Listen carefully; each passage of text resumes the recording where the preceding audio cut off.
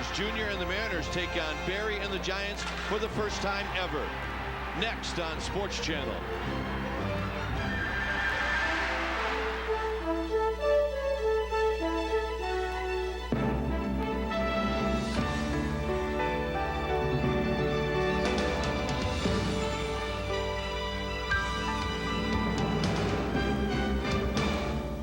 Gorgeous night for baseball. Welcome to Sports Channel as interleague baseball hits 3Com Park as Dusty Baker and Lou Piniella get ready for game one of this two-game series between the Seattle Mariners and the San Francisco Giants. Hi again, everybody. I'm Dwayne Kuiper along with my partner Mike Krukow. Well, the word around town, everywhere you go, they're talking about two guys. They're talking about Barry Bonds and Ken Griffey Jr. And why not? They're here tonight. Oh, yes, they are. And it's the argument is, who's the best ball player in the entire world? Is it Bonds? Is it Griffey? Well, take a look since 1990 and compare the statistics. All the way down the line, Barry Bonds is superior. And check out the stolen bases, 276 to 98. 3 MVPs to none. But as they come into tonight's ball game, Griffey has 2 times as many RBIs and more than 2 times as many home runs. So you say to yourself, is it time for Bonds to pass the torch to Griffey? Who knows? But I do know this. They both have a similar look when you're standing out there on the mound pitching to them, and that look is awesome. They both intimidate. And we know that Barry Bonds likes to show off, and he'll show off tonight against Junior. Well, with the Seattle Mariners, you're looking at a club that right now, they're red hot. They are red hot, and the reason they're red hot is that they're swinging red hot sticks. They've won 11 in their last 13, and check out the way they rank in all of Major League. First in the record the last 13 games, second in runs per game. Their batting average of third, they're first in home runs, and they're fourth in ERA. So all facets of their game right now are going off well. So how do you beat them? You keep them in the ballpark. In those 11 games that they've won, they hit over 2 home runs a game. In the 5 that they've lost, they haven't even hit 1 home run. So if you keep them in the yard, you got a good chance of beating them. Well, tonight's matchup, it'll be Kirk Reeder for the Giants against Jeff Fassero for the Seattle Mariners. We'll have the starting lineups in the first pitch right after this.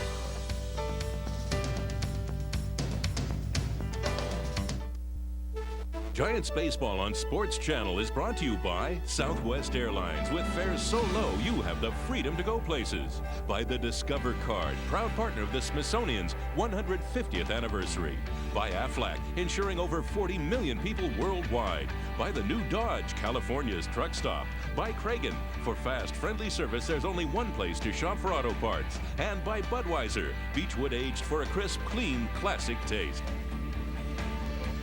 Well, it's baseball time here at 3Com Park as a good crowd looking on for this first interleague game here at 3Com.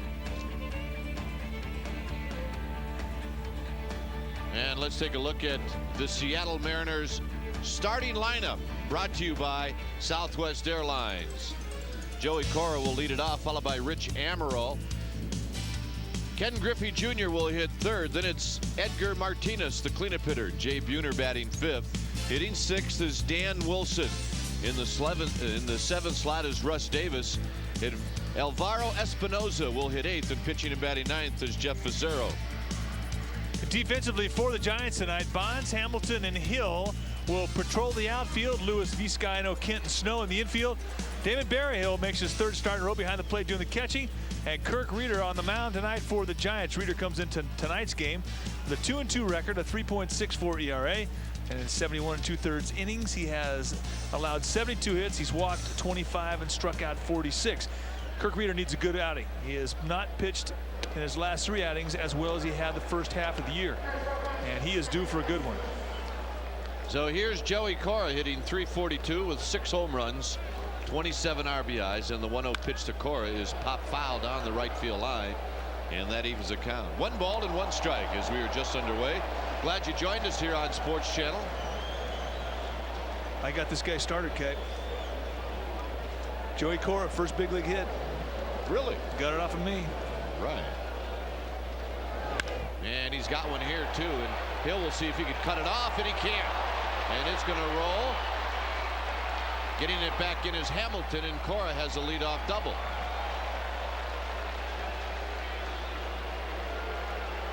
Bill Cora doing what you're supposed to do. against Kirk Reeder, and that's don't try to pull him. And Glenn Allen Hill gets burned. They had him really playing a very shallow set defensively, and there was no way that he could cut off the ball. He ran a direct route to where he thought he could get there, but by playing in shallow, he could not catch up. It rolls to the wall, and Corey gets himself in scoring position right off the get-go. And that'll bring to the plate Rich Amaral, left-handed or a right-handed hitter, hitting .265. And shortening up to bunt is Amaral, and the pitch is inside 1-0. Amaral with 12 RBIs on the year. Jose Cruz Jr. is not in the starting lineup. Swing and a miss. 1 ball and 1 strike. And that's what Reeder's going to have to do tonight. He's going to have to establish that good sinker that works itself away from the right-handed hitters of the Mariners, and he's going to have to own that outside part of the plate to the right-handed hitters. If he can establish that strike early, that is one of the keys to his success tonight. 1 ball and 1 strike. There's the bunt. Reeder looked to third and goes to first. Well, at this point in the game, you need to get an out. You do not want to take any chances. And here comes the buzz, the excitement as Ken Griffey Jr. comes to the plate. And boy, the excitement around Ken Griffey Jr. was earned today when he stepped into the batter's box during batting practice and just put on a clinic, flipping home runs to all parts of the ballpark, a couple of shots to the upper deck, and every time he'd hit a ball that would leave earth, everybody would ooh. Well, he's batting .301 with 27 home runs, 72 RBIs, and the breaking ball is away. 1 ball and no strikes.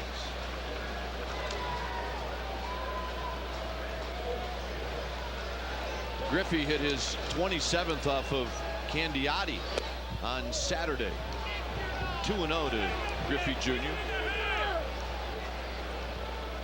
Classic swing. Holds his hands high, pressed against his chest, and he unleashes a great extension, very quick swing. Popped him up. JT Snow. Now it's Kent battling the wind, and he makes the catch. Well, Junior got underneath it. Well, Mike was talking about batting practice, and he just hammered some to the bleachers and to that gentleman right there. Yeah, it was pretty impressive. Now he hit an offset ball over the bleachers in left field. Wow. Now that brings up Edgar Martinez, hitting .337 with 9 home runs, 49 RBIs. Many people feel that this is the best all-around right-handed hitter in the American League. He's picked up 2 batting champions in the AL, and he takes a strike. So Reeder has to be tonight. He's got to hit that outside corner, but he can't let the Mariners dive out there and go after that pitch because they can cover it. He's got to keep him honest with running that little cutter flat at the belt inside. Fastball is high. That was the intent behind that fastball. Well, they're facing, Reeder is facing the hottest hitter in this lineup. Is Martinez is 6 for his last 9 with a couple of doubles and 2 home runs.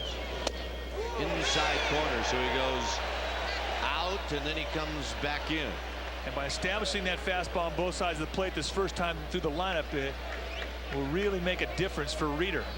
He will not allow these guys to sit on one location if he can establish both sides of the plate with a strike. Here's the 1-2, and it tails away to even the count. On deck is Jay Buhner.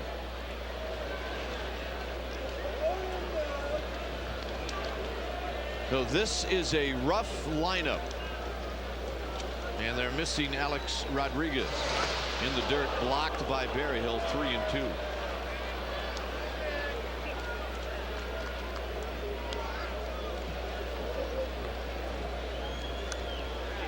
Lou Piniella, who takes his Mariners into this game in first place, 2 games up on the Texas Rangers. They have not lost a game to the American League or to the National League yet. Glenallen Hill fighting the wind. Now he comes in and he reaches up, looks in the glove and says, I got it.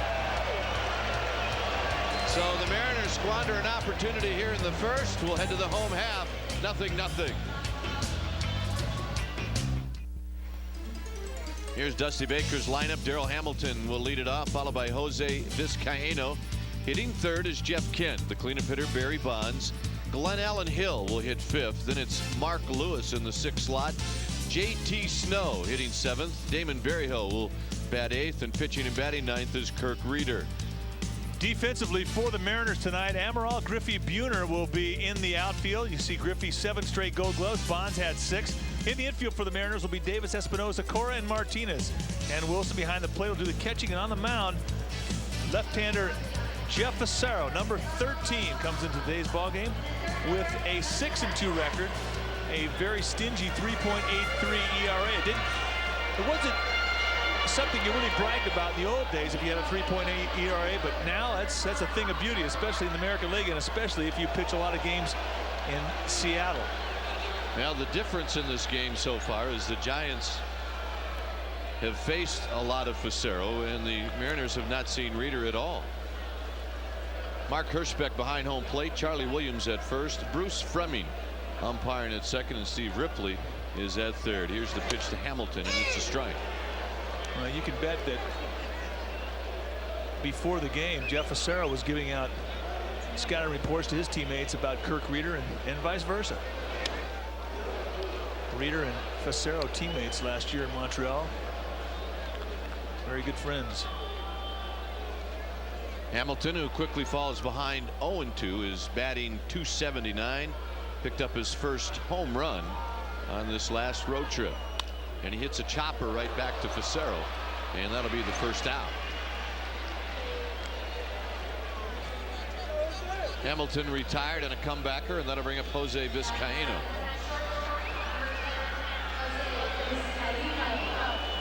Vizcaino hitting .258.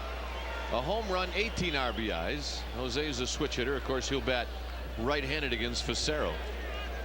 Giants have 3 switch hitters in their lineup. The Mariners have 1. That's Joey Cora. Jeff Kent waits on deck. Giants are expecting around 35,000 here at the ballpark tonight. Pitch is high. Tomorrow's an afternoon game, and plenty of tickets available for that one. There's the 1-0 pitch, and it's 2-0 to Vizcaino. Giants coming off a road trip where they went 3-1 against Texas and Anaheim. Here's the 2-0 pitch. High, ball 3. And you'd have to say it was a successful road trip. Oh, indeed it was. A lot of momentum came off the 2-game sets in Texas and Anaheim. They could use it tonight because they're playing a hot club. Mariners have won 5 in a row. And they just got through smoking the Dodgers and the Rockies up in Seattle. Lou Piniella's got his players thinking win. Ball forward to Vizcaino. Well, I got to tell you, the Giants and Giants fans were huge fans of the Mariners the last 4 games. Indeed they were. They're rooting for the A's too. Here's Jeff Kent. Kent with a .263 batting average, 14 home runs, 54 RBIs. He has faced Fassero before. He's 7 for 19.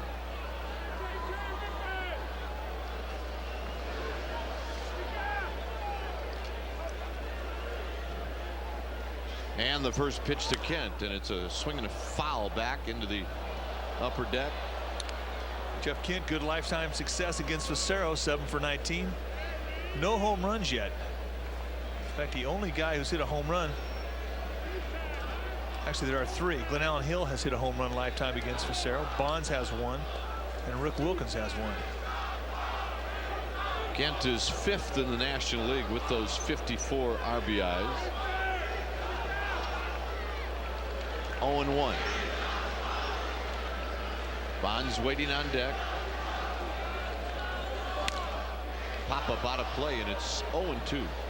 Facero has a couple of breaking balls that I think would really make him special. He's got a good hard slider and a big curveball. He can spot the ball well, but primarily will use the inside part of the plate to right-handed hitters. I don't think he has the variety of location that other lefties have, but his breaking stuff is so solid, it's so crisp that he really doesn't need to be that exact with his location. Inside corner, and he struck him out looking. 2 pitches that were away, and then he came back in, and here's Bonds. Good hard slider. Buried the location. I mean, that's almost a cutter there. It's so hard, so late breaking. Facero can surprise you with breaking stuff. If you get a 2-strike situation with him, you really have to shorten up and be quick, because that's when he's especially tough.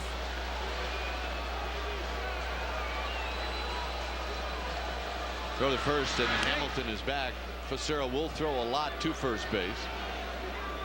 Bonds has faced Facero 22 times. He's got 7 hits, one of them a home run. Hitting .258 on the season.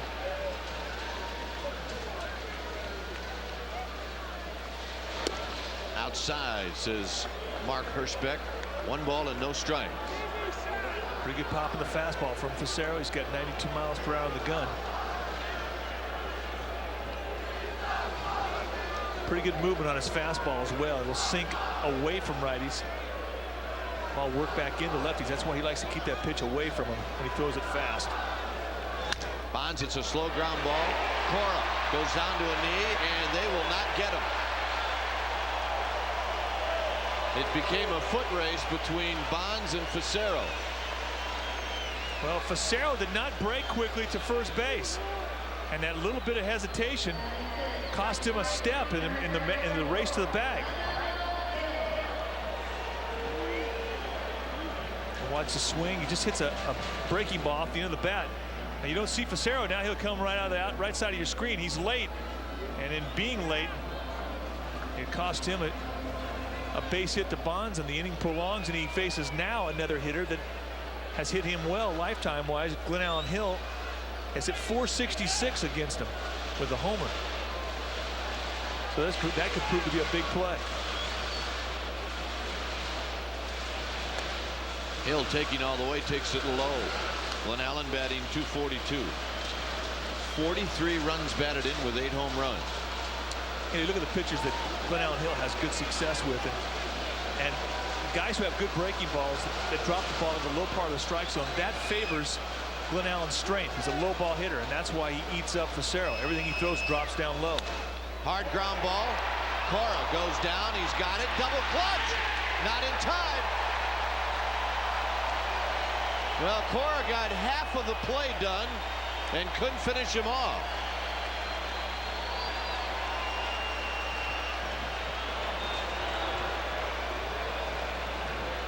He made a nice play to catch it, Mike. Ball down low and away, right into the strength of G. Hill. Raked the ball, and it was a nice play from Cora, but it looked to me like he slipped on some wet footing out there. Now, as he gets up, there's a double clutch here. He can't quite get a grip. Yeah, too late. That was his footing that gave way on him. He couldn't go the first time. Here's Mark Lewis. Outside, 1-0. Bases are loaded here in the first inning. An infield hit for Hill. Vizcaino is at third. Bonds at second. Hill is at first. Lewis 3 for 7 lifetime against Facero.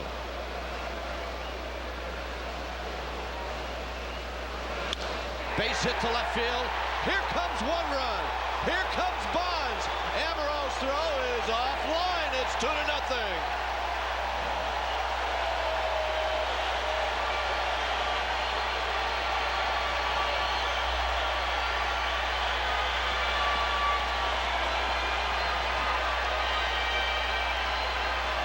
Well, the high throw from Amaro enables Hill to go to third and Lewis to second.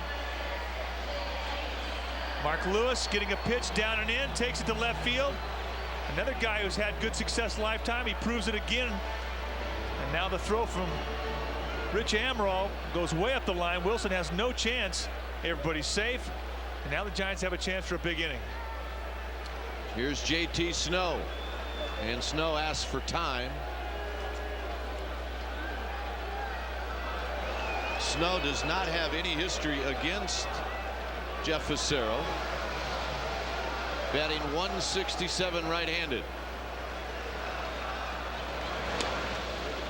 1-0.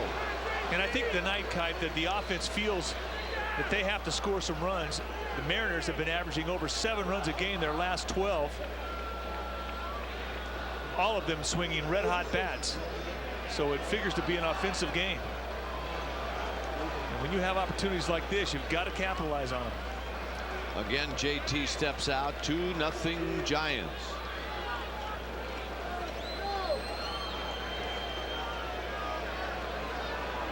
Now Fassero working to JT Snow. 2-0. Fassero thought it was a strike.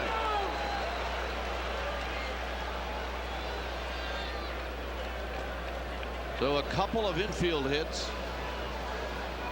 And the Giants have cashed in here in the first. They can do some more damage. Strike. You know, one thing, Kite, Jeff Fassero, having played a lot in the National League, knows the reputation of this umpire crew. 2-0 fastball. Pretty low. Down below the zone. It's not when you want to have it, not when you're sitting at a 2-0. Well, if JT keeps looking back at Mark Hirschbeck, he's going to keep calling strikes. Now this crew, especially, these 4 umpires have a very quick fuse, and they do not put up with much arguing. And I think that's what Dusty was trying to tell JT, just settle down.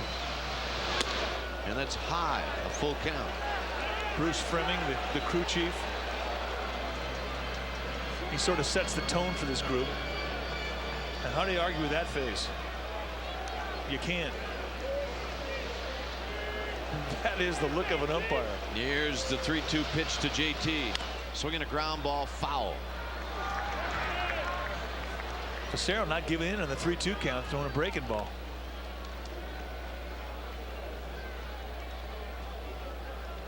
You know, Joey Cora, who could not get the ball out of his glove. A little slip involved, and it's 2-0.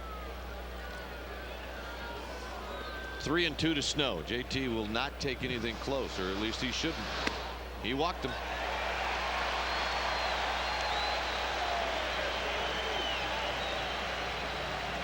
That's the second walk in the inning.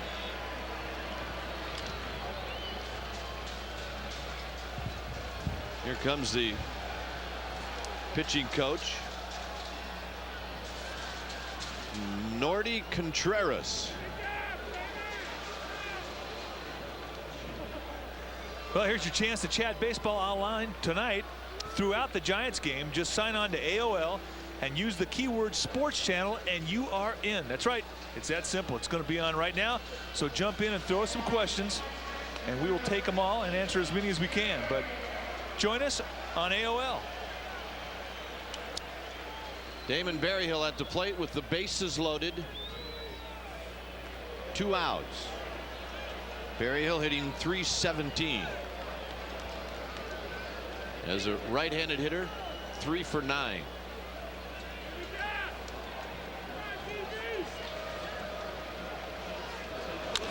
A high chopper.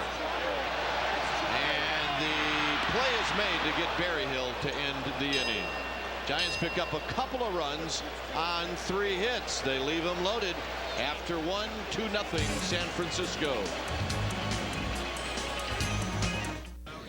Now, Pacific Bell charter seat licenses are on sale to the public and are continuing to sell at the rate of about 250 seats a week. How about that, a week?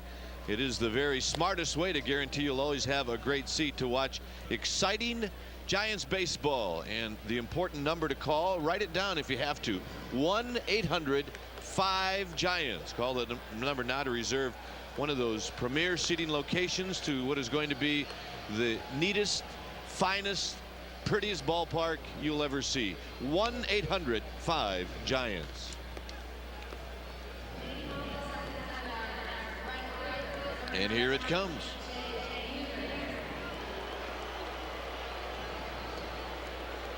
How about those unis? A couple of fans, one a Mariners fan, one a Giants fan, and Giants on top after 1 inning. Jay Buhner to the plate. It'll be Buhner, Wilson, and Davis. Buhner with a .229 average, 16 home runs, 50 RBIs. We were talking about the show Griffey Jr. put on in batting practice. This guy put one on too. Yes, he did. A lot of power. And he goes up there and tries to kill it every time he swings. Last 2 years for Jay Buhner.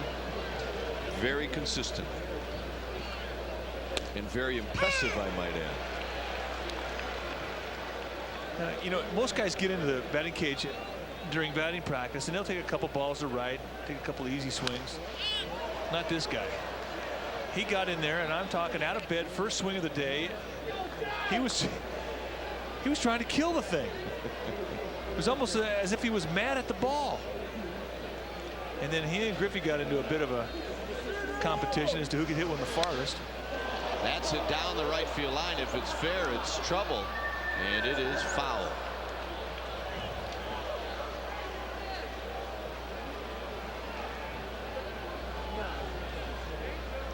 Jay Buhner.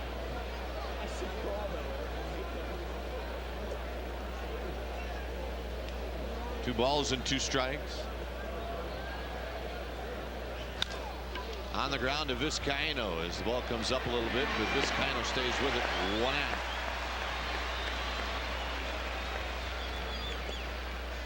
Here's Dan Wilson.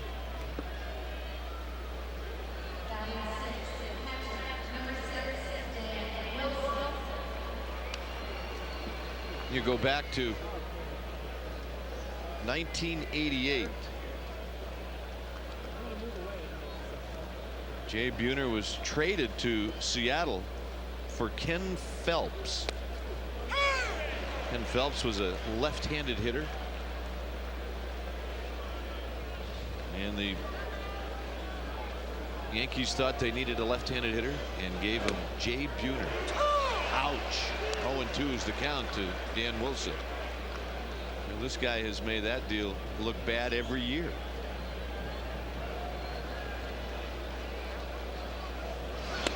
That's the thing about trades. Everybody wants to evaluate a trade immediately, but sometimes it takes a couple of years. Base hit to right field off the bat of Dan Wilson. He's went with an outside tailing away fastball, and it's a single with 1 out. Well, pretty nice at bat with 2 strikes. Just going with the ball where it's thrown, just trying to protect. Gets himself a right field base hit. Those are the type of at bats that really make a hitting instructor light up and smile. They'll sit on the bench and see, now that's how you do it. You guys, you see that? That's how you do it. Here's Russ Davis. 9 home runs, 29 RBIs, and he takes a strike. Davis batting .302.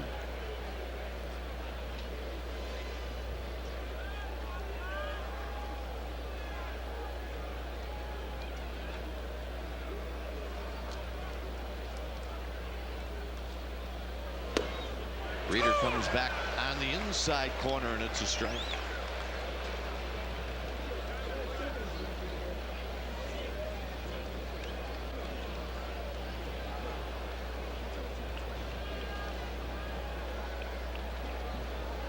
.27 years old.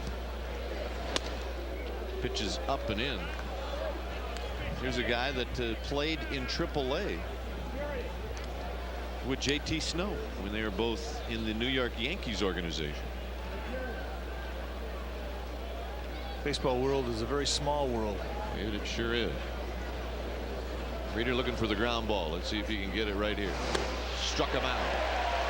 Well, he just humped up and threw one right by him.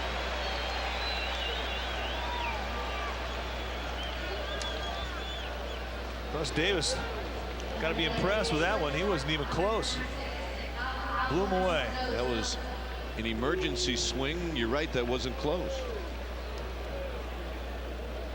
Now this is where you really want to bear down and get the 8th hitter to end an inning so you can start off the next inning with the number 9 hitter, the pitcher.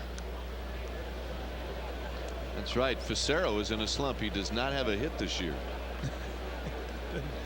With no at-bats either. Here's Espinoza. Strike on the outside corner, 0-1. That's the pitch that everybody was concerned about. That's a pitch that does not get called a lot in the American League, but the National League umpires do call it. It's the pitch outside and will at times go 4 or 5 inches off the plate away. And hitters in the American League aren't used to getting that pitch called. This is the pitch we're talking about here to start the at-bat off and see how much outside that ball is. But umpires in the National League will give that. They don't give high strikes, they give wide strike zones. Mark Hirschbeck, who's a consistent umpire, sets a low strike zone. Everybody was wondering how the American League hitters would react to that pitch. And in the same vein, they were wondering how National League pitchers who are used to getting that pitch call would react when American League umpires don't give it to them. Well, American League umpires go more up and down.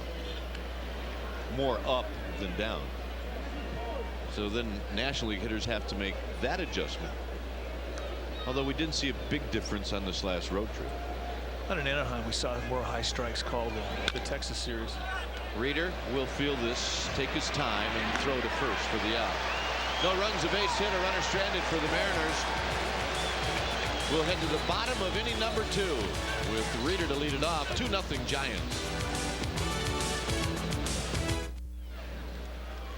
Well, McDonald's, Coca-Cola, and the Giants have teamed up to offer kids a $1 Upper Reserve Giants ticket offer. And here's what happens.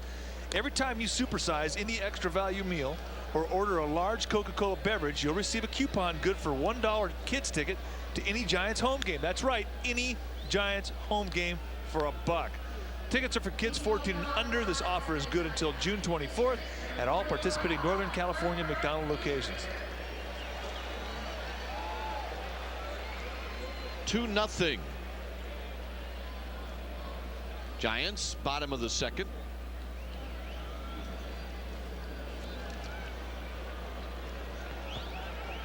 Here's Kirk Reeder, who is 2 for 23, and he takes a strike.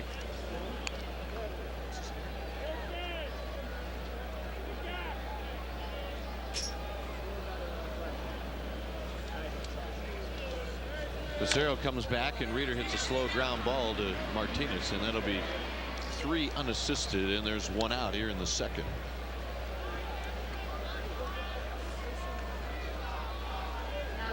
What did Mark Gardner say, Mike, in his start in Texas? He kept waiting for that 9th spot to come up with the pitcher. No breaks. That's true. Here's Hamilton, who hit one right back to Facero in the bottom of the first inning. And he hits a bolt, and this one is going to fly right by Jay Buhner. He's got a cannon. Look out. Here's the throw, and it is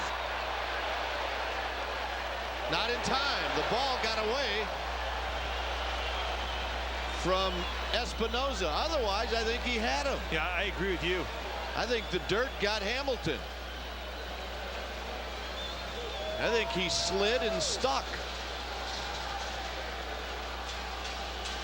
You know, Hamilton is going to walk this off. You know, he wears a brace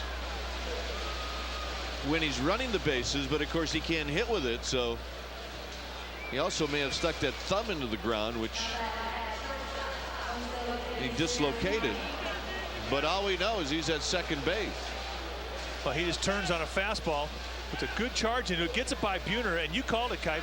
Buhner, who was once voted best outfield arm in Baseball America's tools of the trade list, he flexed his muscles right there and threw a bolt to second base. That was a nice throw. Low to Vizcaino.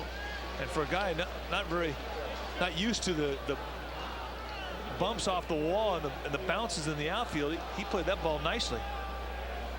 It didn't look like Espinosa ever had it. Now it looked like Hamilton may have actually slid right into the glove where the baseball stayed just momentarily. Cora sneaking in behind Hamilton, so it'll be a double. Giants pick up their 4th hit. On deck is Jeff Kent. 2-0 Giants.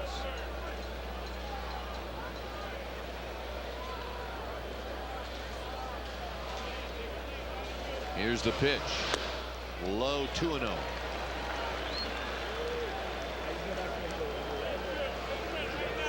Alvaro Espinosa, who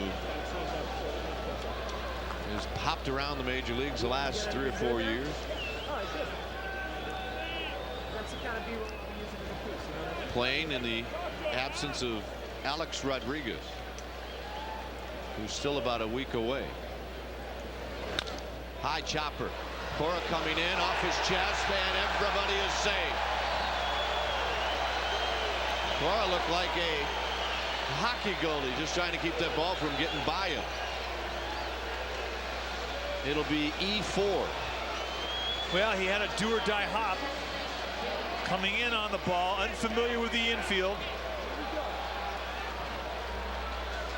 and he just can't get a handle on what should have been a pretty easy out.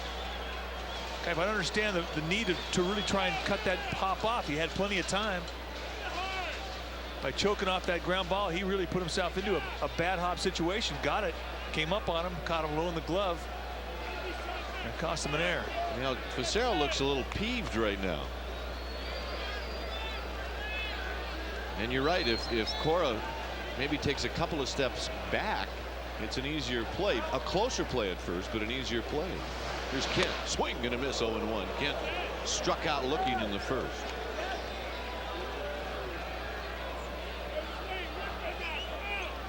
Kent with 7 sacrifice flies. Hamilton at third. At first is Vizcaíno. 0-1 to Kent. Make it 0-2. Good action on that ball. Ball's tailing away. It's a fastball that he's taking a little bit off, really varying the speeds of that fastball, and the movement is running away from Kent. And you put together that with just a little bit of a pull off. You watch his head just turn as he starts his swing, and he's pulling off his swing just a little bit. He's swinging right through him. Yeah, it looks like now with 2 strikes, Mike Kent is choked up a little bit on the bat. And he struck him out on 3 pitches. And Kent is not going to be happy about that.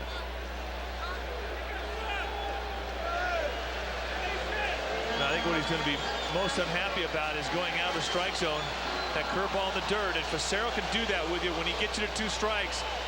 His breaking balls are so late breaking, nasty, that you commit to balls, and oftentimes they're out of the plate, out of the strike zone, down low, and your history.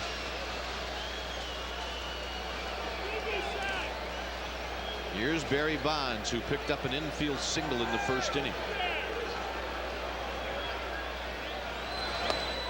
Breaking ball for a strike. Bonds didn't think so. 0-1. You know, we're online tonight with AOL. We just got a question in. The question was, would Barry be a more complete player if he could bunt? I don't think so.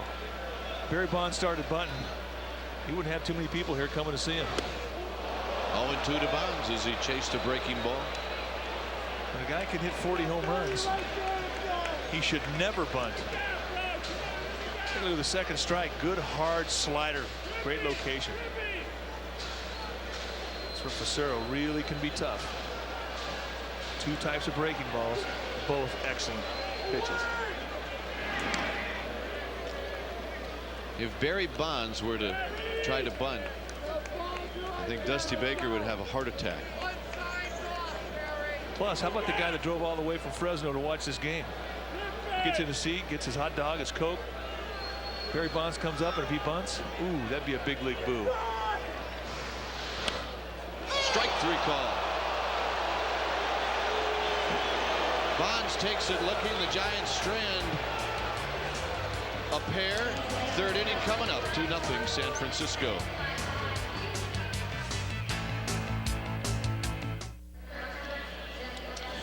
Top of the third inning, 2-0 San Francisco. 4 hits for the Giants, 2 for Seattle. And here's Jeff Fassero, who will stand in facing his old buddy Kirk Reeder. And the pitch is high, 1-0. Fassero's not a bad hitter.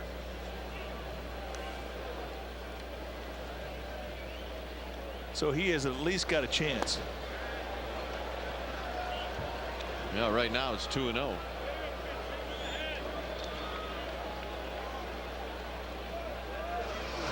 And that's a strike. 2-1 to Jeff Fassero.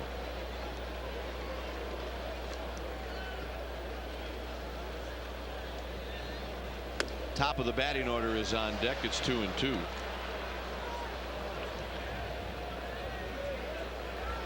Here's Joey Cora. Strike 3 call.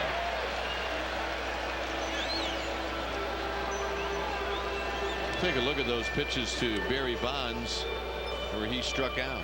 And they're sitting up outside. First pitch, breaking ball. That was a strike. They go back in. He swings to a slider. So it's curveball, slider, and strike 3 pitch is a fastball right on the inside corner. So 3 perfect location pitches, and Bonds gets sat down.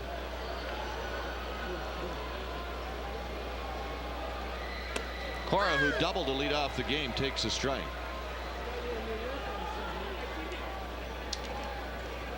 Boy, what a May he had. Hit 449.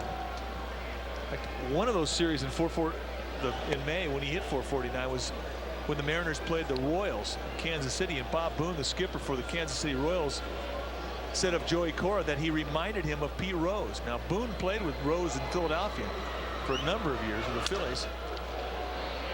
Quite a compliment. Vizcaino, who throws him out. I guess that's quite a compliment. And a nice pitch from Reeder to run the ball in on the hands of Cora. Cora doesn't get jammed too often. That one broke his bat. At least it sounded like it. And I love that sound. Yeah, bet you do. Here's Rich Amaral. I did too. Most of my hits made that sound.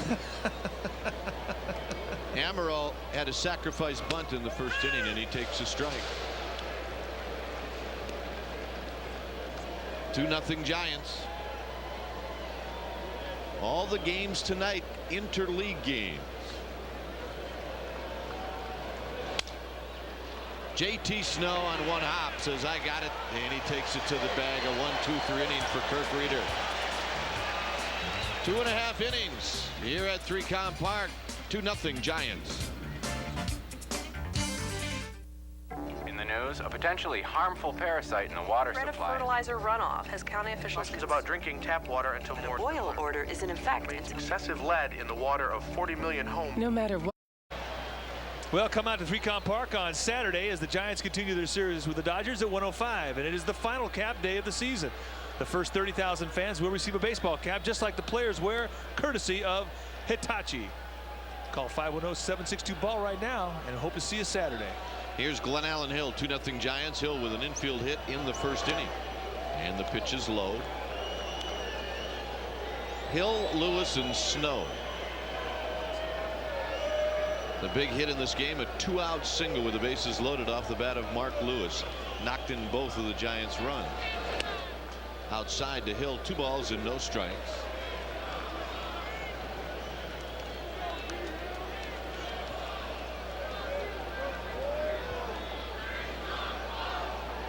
Fassero coming in with a 2-0 pitch, and Hill taking all the way takes a strike.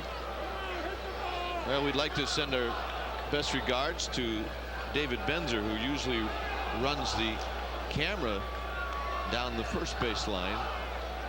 Benny out with a bad back as Hill chops it foul. So wherever you are, David Benzer, get well soon. Yeah, he's sort of a jack of all trades. Yes, he is. Shoots camera for baseball, and he shoots for Hooked on Golf as well for Mitch and John. In fact, they've nicknamed him Rocco Pilo. So we wish him well. Here's the 2-2 pitch. Fassero gets it on the hop, and he throws to Martinez. 1 down. That'll bring up Mark Lewis.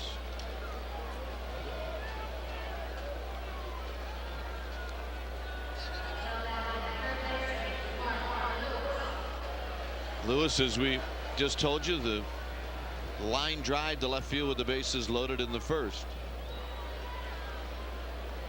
Last year against Seattle, 11 for 48.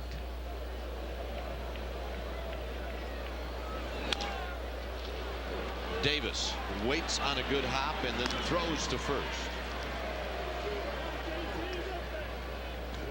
2 away here in the 3rd inning. Here's JT Snow. The Yankees beat the Mets 6-3. That game at Yankee Stadium. The Montreal Expos, who are playing at Camden Yards, are trailing, and Montreal has a 10-game winning streak on the line. Here's JT, who walked in the first. Pitches high to Snow. Boston pounded Philadelphia. The Braves are beating Toronto 8-5 in the 8th inning. That game in Canada. Snow swings and misses. 1 ball and 1 strike. Cleveland beat Cincinnati at the Jake. Florida is leading Detroit 3-2. That game in the 9th, and it's at Tiger Stadium. 1-1 pitch to Snow, swinging a foul back. St. Louis has a 3-1 lead over Milwaukee in Milwaukee. Minnesota over Pittsburgh 7-1. That game in the 7th. Griffey will be leading off the 4th inning. Snow hits it on the ground, fair ball. JT rounds the bag at first. Amaral has it, but it'll be a 2-out double for JT Snow. Well, with first base open and the pitcher on deck, we'll see if Pinella walks Berryhill to get to Reeder. But a nice job from JT Snow getting the inside pitch. You know, and watching JT Snow, he's very quick inside. Pitch him down and in. That is right to his strength to the right side of the plate. He gets a pitch and rakes it down the line. And Berryhill will take the intentional walk.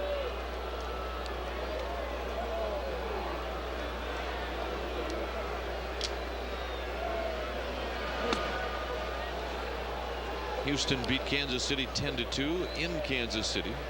Texas is leading Colorado 8-3. That game played at Coors Field. Oakland and San Diego, with the A's jumping out in front 3-0 over the Padres in the 4th inning. And the Dodgers are trailing 1-0 at Dodger Stadium against Anaheim. And the Chicago American Leaguers beat the Chicago National Leaguers 5-3. That's what they have up on the board. CHN losing to CHA. So the series is tied between the White Sox and the Cubs. Reeder grounded out to first. 2 for 24.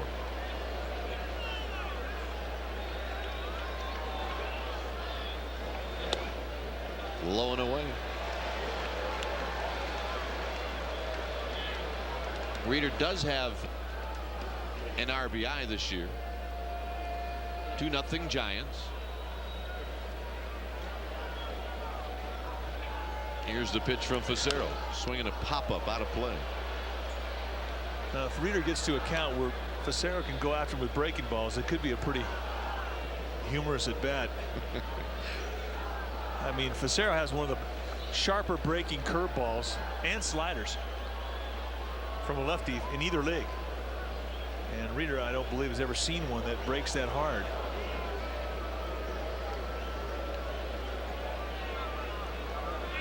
Here it comes. And it's a fastball for a strike, 1-2. Now he's in a 1-2 situation. Here comes Uncle Charlie. And he can hook him. And this is the one we've all been waiting for.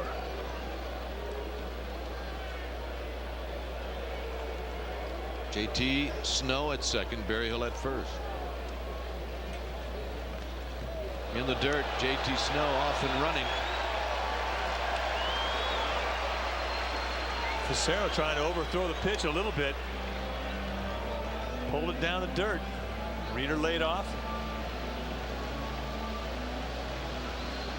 And Wilson, one of the best blocking catchers in the American League, really spreads out wide stance. Ball caroms off. Eamon Berryhill, however, could not advance at first. 2-2 to Reeder, who's just trying to make contact with the ball in play. And he hits a slow roller. Facero has got it, and that will retire the side.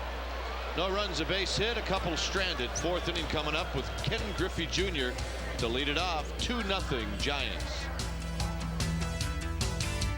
Giants Baseball on Sports Channel is brought to you by California Lottery. Is it you? Is it me? Who's next? By Supercuts. Supercuts, it's you. By General Motors, who now offers over 80 value-priced cars and trucks. And by Brewery Fresh Budweiser, who reminds you that fresh beer tastes better. For that crisp, clean taste you won't find at any other beer. This Bud's for you.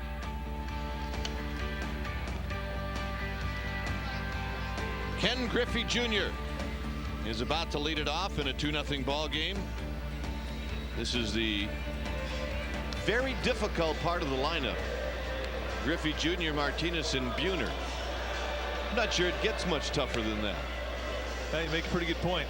These guys carry a lot of reputation when they step in that batter's box.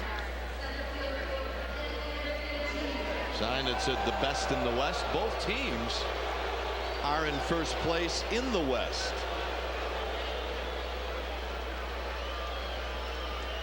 Typical San Francisco crowd. They cheered Griffey his first time up. Second time up, I don't think so. Well, they acknowledge that he's a great player. You bet. And after that, He's the enemy. he's the enemy. You bet. Griffey popped up with a man on third and only one out. Pops another one up. Lewis will give chase, and it'll be out of play.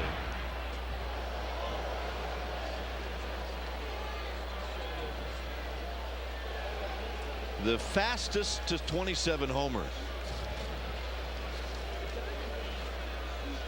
As far as games played, Ruth and Mantle the quickest. Jimmy Fox.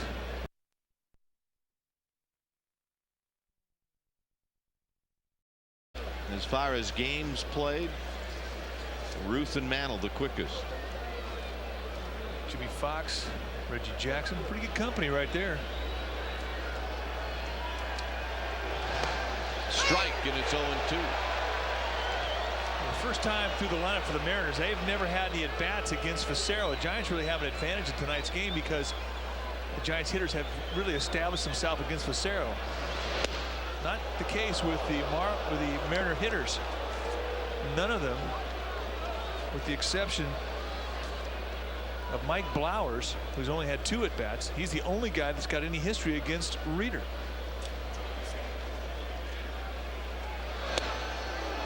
Close pitch, and it's 2 balls and 2 strikes. There's a seagull that's trying to get out of the ballpark. It started out in left field where it stayed for a while and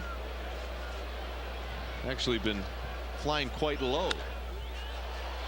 Junior fouls it again out of play.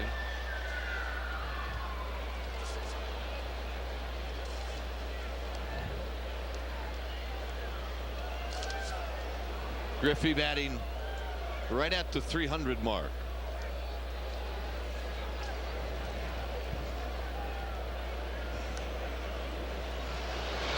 And he rolls it foul.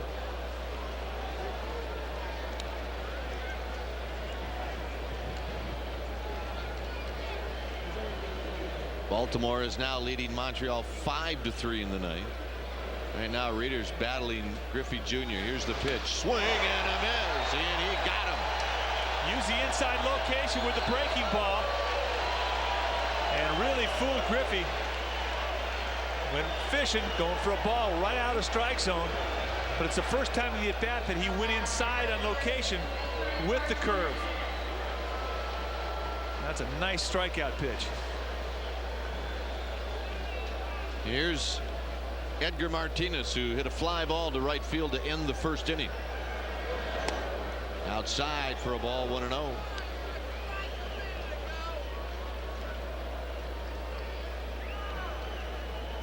Reader with 3 strikeouts. He has not issued a walk. Inside corner. Martinez turned around to get out of the way.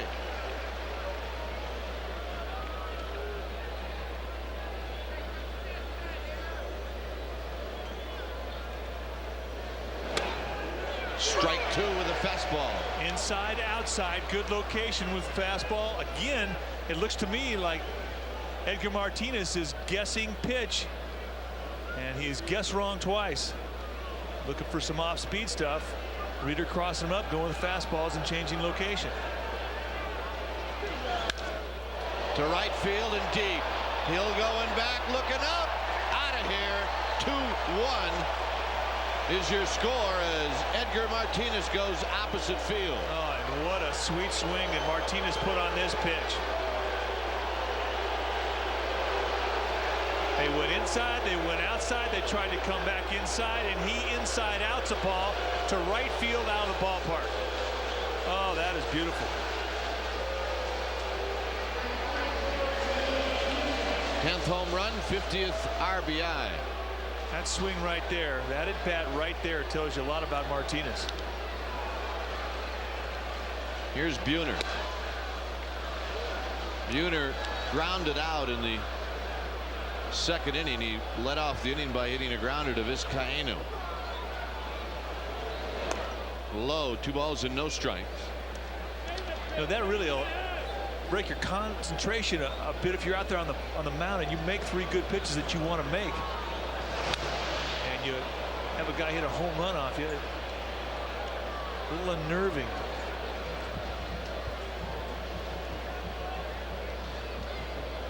I mean, if Martinez tries to pull that pitch, Edbow breaks the bat in 14 pieces. Line drive, 1 hopper to Lewis. 2 down here in the 4th. We'll watch the swing. They have an inside target, and he goes inside out with it. Oh, that is outstanding.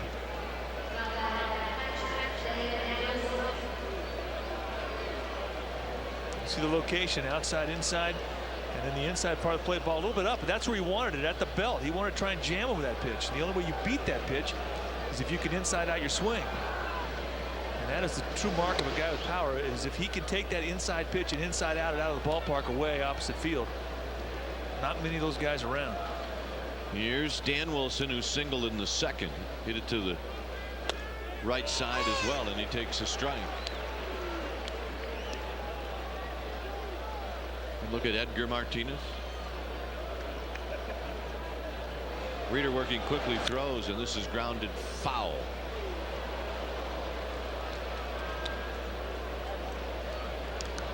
And fans brought their gloves. We saw a fishnet down there.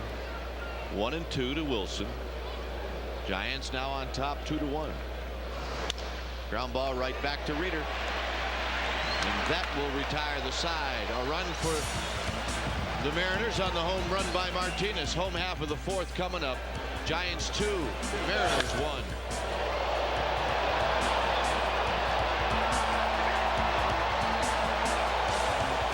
Mariners with the same record as the Giants, 2 up on Texas, 3.5 on Anaheim, and 11 on the Oakland A's. Here it's 2-1 as Darrell Hamilton gets ready to stand in. Bottom of the 4th inning. Hamilton doubled with 1 out in the 2nd, and he was left stranded, and he takes the first pitch low. Another question in from America Online. Said, can you justify Dusty Baker not starting Stan Javier in right field tonight? Javier has been a very hot hitter for the Giants the last several weeks. Is not in the lineup. Glenn Allen Hill instead gets the nod, and yes, I can. Glenn Allen Hill 8 for 16 lifetime against Jeff Fassero with a home run, and that's why he's in there tonight. There's a bunt foul. Now, I would agree. I think when you have 2 players that are fighting for playing time, you either go with the hot hand or you go with the one that has a lot of success against the guy out on the mound. Inside to Hamilton, and Javier has been hot, and Hill, you're going to have to find playing time for because of his power.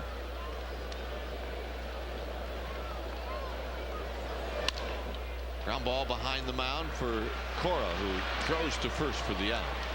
And I'm a big believer in history. If you've got a good history against a hitter or vice versa, I mean, that could get you out of a slump.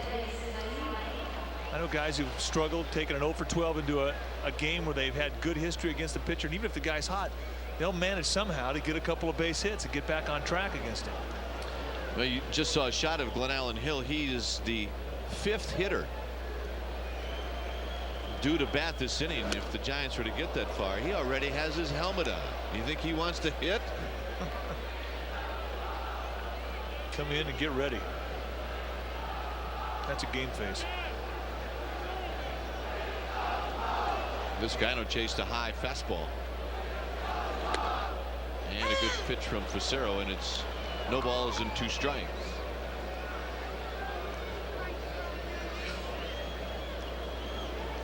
Facero, he can hump it up there pretty good. He gets up there around 92 miles an hour on a 4-seam fastball, about 88, 89 with a 2-seamer. 4 strikeout for Facero. A perfect backdoor slider.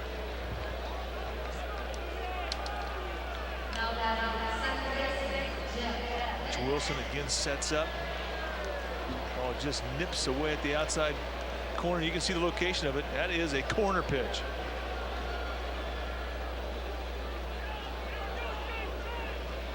Kent would like to forget about his first 2 at bats. He struck out looking, and he struck out swinging, and he grounds this one fair, and it's down the left field line, and Kent is going to have himself a double. Now we'll see what Piniella does with Bonds. Breaking ball to start the at bat, goes inside. It played, it came well off the line, and it cost him here.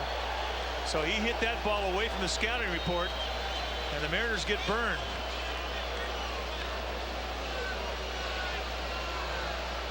Well, we'll wait to see if Bonds is going to get a chance to hit. He struck out looking in the second, had an infield hit in the first.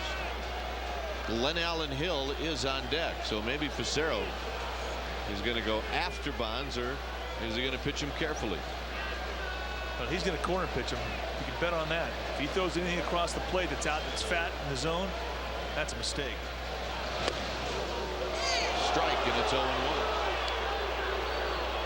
Ooh, it's a rough night. You get those called on you. They sit up outside. Ball about 8 inches off the ground. Mark Hirschbeck. Low strike zone tonight. He called a balk. Bruce Fleming, at first I thought, was mad at Sonny Jackson. He started yelling and pointing at third, and I said, oh my goodness, Sonny Jackson said something about the strike call to Bonds, but no, it was a balk.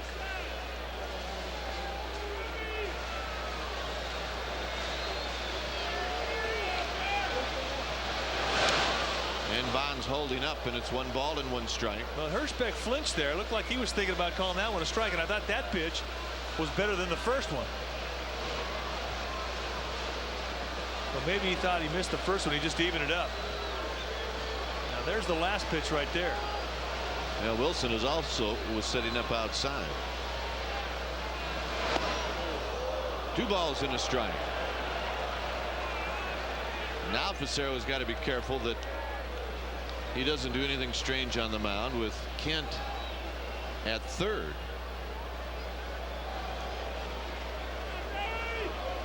Two balls and a strike to Bonds. 3-1, blocked by Wilson. Hill waiting to hit. Ball almost handcuffed Danny Wilson.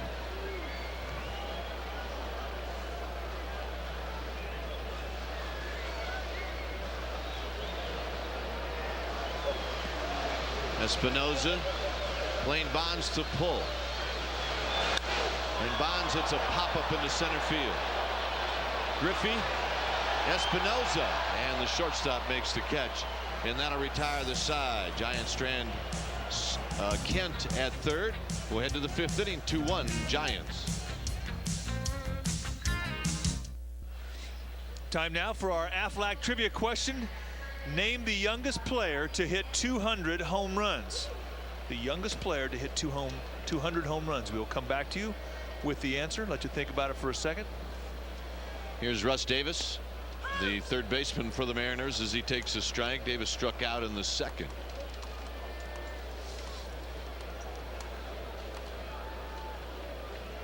Reeder comes back, and his next pitch is low.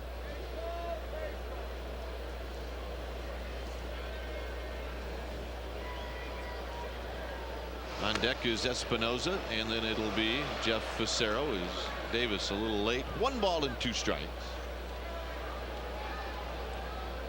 Got some finals now around Major League Baseball as Mark Hirschbeck gets some dust blown into his eyes.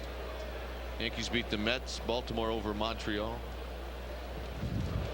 Boston beat Philadelphia. Cleveland over Cincinnati. Off his fist, Vizcaino dives and he can't get it, or he thought about diving. And Davis has a base hit. All right, name the youngest player to hit 200 home runs on our Aflac trivia question. Millot did it. He's 25 years old. Griffey is the 7th youngest. So Millot, who hangs out there on the left field wall behind Barry Bonds, is the answer to our Aflac trivia question tonight. And the hit by Russ Davis, the 4th of the game for Seattle. So Davis on first, and Reeder will throw to first. Alvaro Espinoza. We hit a ball right back to Reeder in the 2nd inning. He stands at the plate.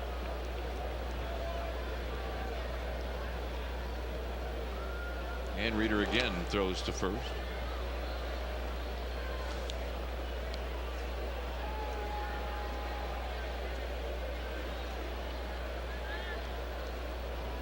Sinkers and sliders, pitching for ground balls.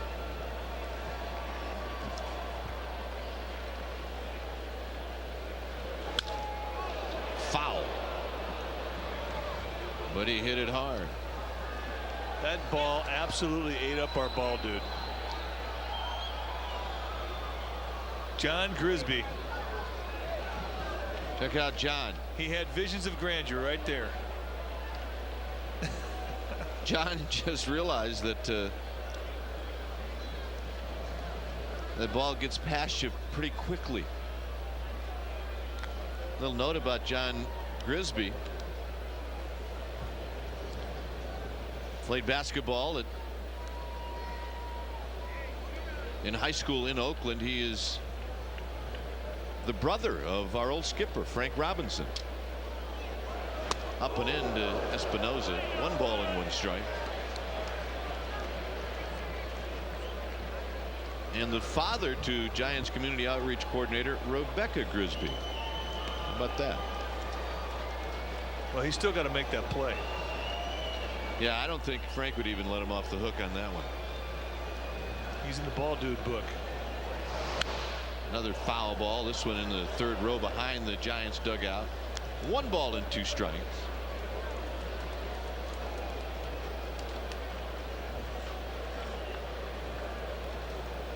Got to keep an eye on Dan Wilson. He does have 3 stolen bases. Not the kind of guy you would figure would do a lot of running, but he is capable of stealing a base.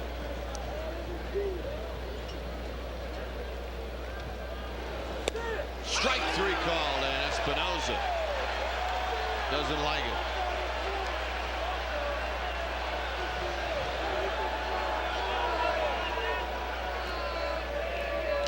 And that sets up a sacrifice for Facero. Set up outside. Down and away. So the wide strike zone has been consistent for both clubs, which is all you can ask for. Here's Facero, who struck out looking in the 3rd. There's the bunt. Reeder takes a risk, goes to second, and that's all they'll get, but he gets the lead runner.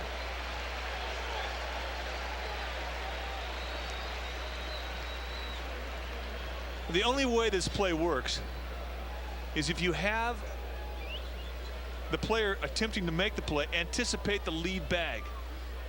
If you don't anticipate the lead bag, there's hesitation and you can't make the play.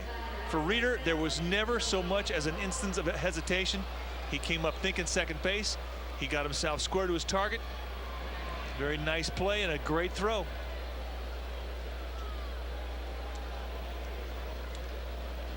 Joey Cora has doubled and grounded out.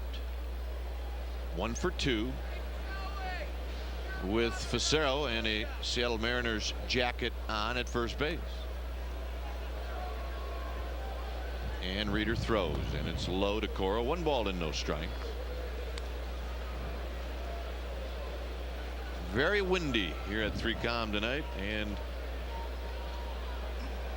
as the evening moves on, it gets a little bit chillier. Strike. 1 ball and 1 strike.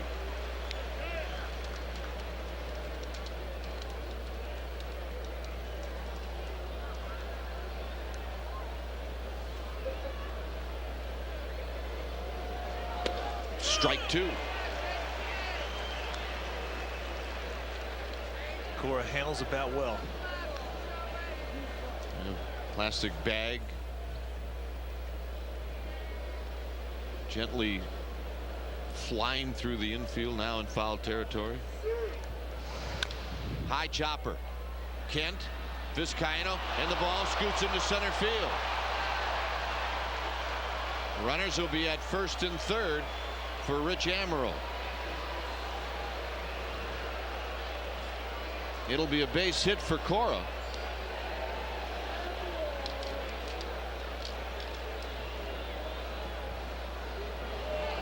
Well, a break in the defense. It's a C&I base hit. It looked like Kent and Vizcaino were going to collide on the play, and they both pulled off the ball, and the ball trickles right through them, and it could be a costly mistake. No error in the play, just a straight base hit. But what should have been a can of corn now prolongs the inning. And Rich Amaral now has a chance, but on deck is that guy again, Griffey. Amaral, ground ball. Vizcaino's got it. His long throw in time, and they got him. Charlie Williams with the call, and the Giants hang on to their lead, but Lou Piniella is coming out.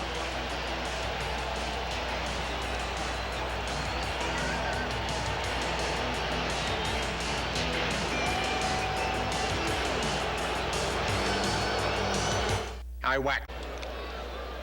2-1 Giants as we go to the bottom of the 5th inning. Lou Piniella racing out, having some words with Charlie Williams. The play by Vizcaino. Well, I never thought he had a chance, Kipe. And that play from that look there clearly shows that Amaral was safe. And as you pointed out, Lou Piniella came busting out of the dugout, and he ran faster down the line than he ever did as a player. And he's still hot. Well, if this game wasn't so close, I think Lou would have got thrown out. He lost his hat. He, I think, was talking about JT Snow being that far off the bag. Here's Glenn Allen Hill. Hill, Lewis, and Snow. 5th inning. 2-1 Giants. Hill, high drive, right field, and this one is caught at the wall. It looked like it had everything except the distance. 1 down in the 5th. Glenn Allen Hill getting a pitch away. That's those big arms extended across the plate. Goes the opposite way with the ball. And the wind may have changed here. That ball was hit well, and it doesn't get to the wall. Here's Mark Lewis. singled in a pair of runs in the first inning, grounded out to second in the third. Snow waits on deck. 2 balls and no strikes.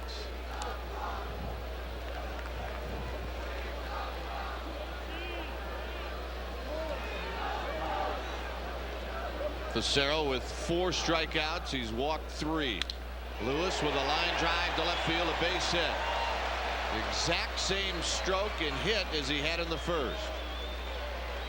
And up until tonight, Mark Lewis never had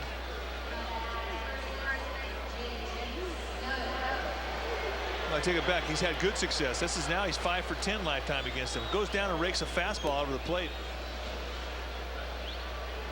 And you're right, Kai.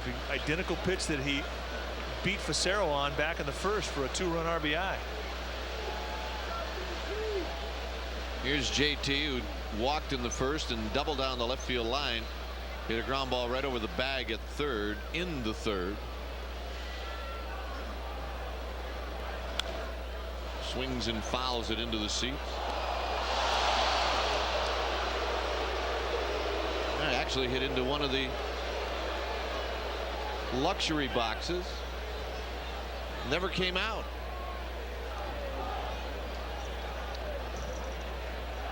They're hooting on that one guy for not making the play. 0-1 to Snow. Fastball is high.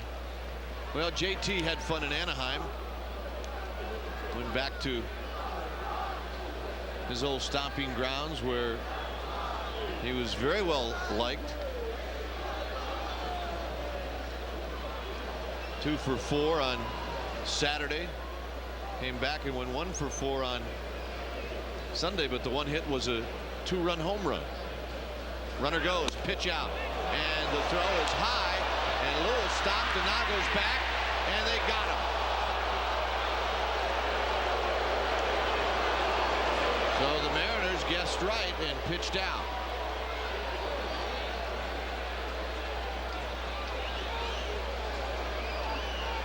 Well, that'll make Piniella feel a little better. He did guess right. Dan Wilson does not need a whole lot of help. He throws well. So it was a little high. With Espinosa coming over, and easy pickings to go shoot down Lewis at first. And Snow swings and hits this into the upper deck. And Lewis this is taking a look inside. As soon as he sees the pitch out, he tries to get back. Can't. Trying to get back doesn't work very often.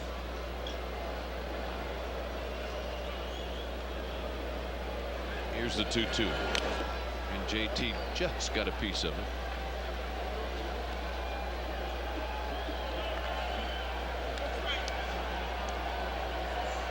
Two runs, 7 hits and no errors for the Giants. 1 run, 5 hits and an error for the Seattle Mariners.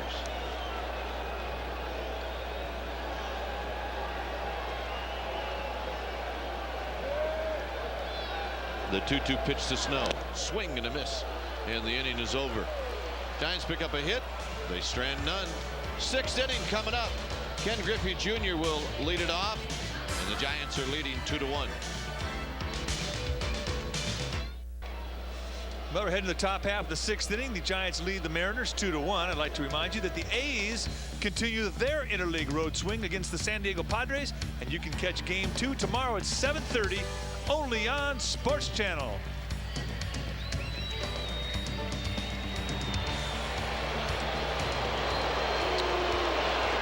Ken Griffey Jr.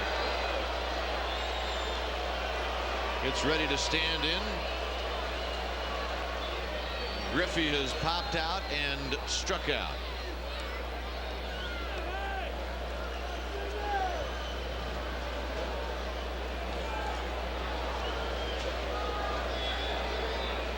Here's Reeder's first pitch. Strike, and it's 0-1. Reeder has really done a great job so far tonight pitching against Griffey. Popped him up, struck him out. 0-2. You can see the location. They've really stayed away from Griffey. Those were all the pitches that he had seen in his first 2 at-bats. 1-2. Tried a little 2-strike paralysis.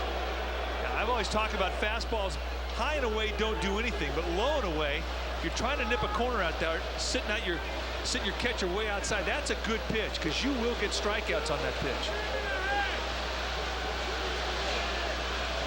Going away again in the dirt. 2-2.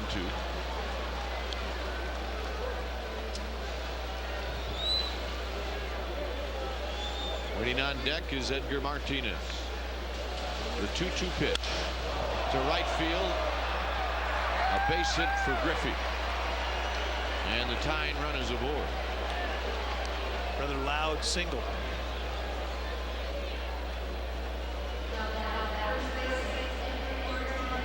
Now watch the flash bulbs go off when he swings.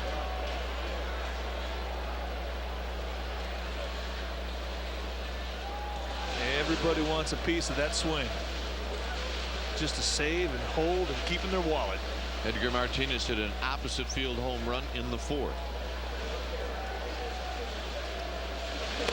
Outside corner for a strike. Okay, we just got another question from our AOL internet, and they want to know what we think about interleague, good or bad. And just looking at the crowd tonight, I think there's your answer.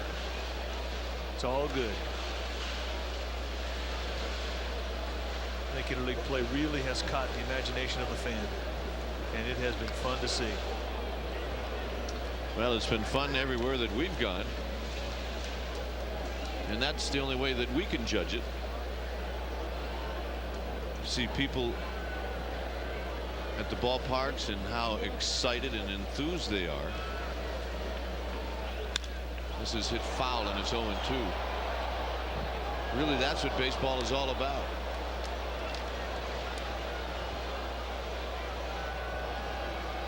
I just hope, and many people feel, that this enthusiasm is going to stay for a while.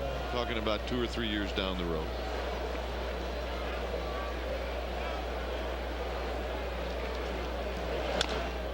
Chopper foul as Martinez makes sure that he does not take the pitch that might be a strike.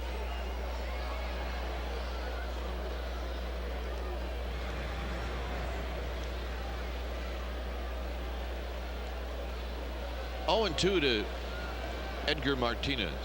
Way ahead in the count. Chance to go down out of the strike zone. Breaking ball, try and backdoor him in the dirt. Something away. Now that's a good pitch. Again, tried the backdoor, just left it a little bit outside. But that pitch right there sets up other pitches. Martinez sees this pitch. It's down and away. Now you can come back inside at the hands, or you can stay outside depending on what your pitch you're going to select to try and go after him here. But it's still a strikeout situation. But for Reeder, if you're going to go after him with that hard slider, because if he hits the ball, he'll put it on the ground and you can possibly get 2 with it.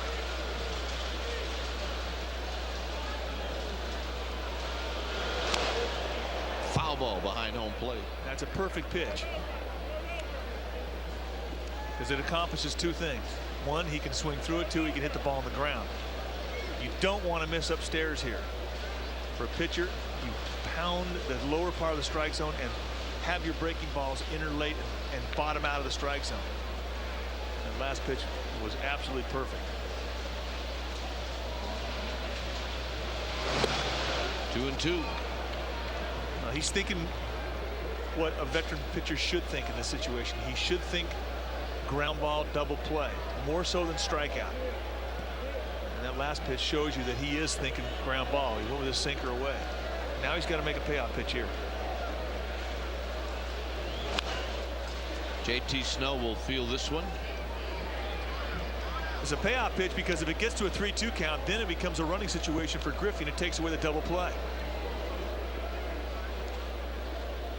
Right now, he'd love to get a ground ball or 2-2 count, turn a pair. Third most in the American League in hitting into double plays. Griffey, who has good speed, doesn't run much.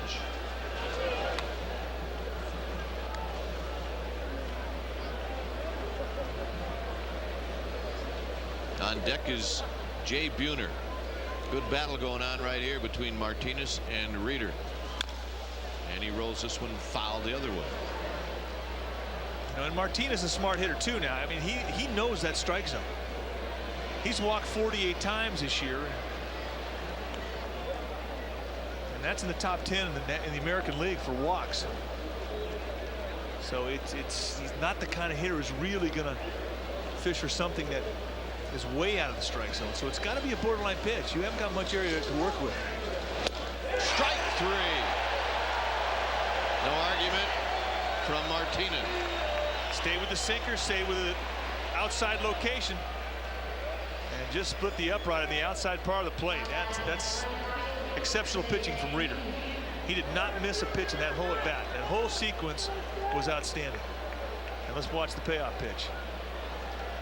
Backdoor him. See you later.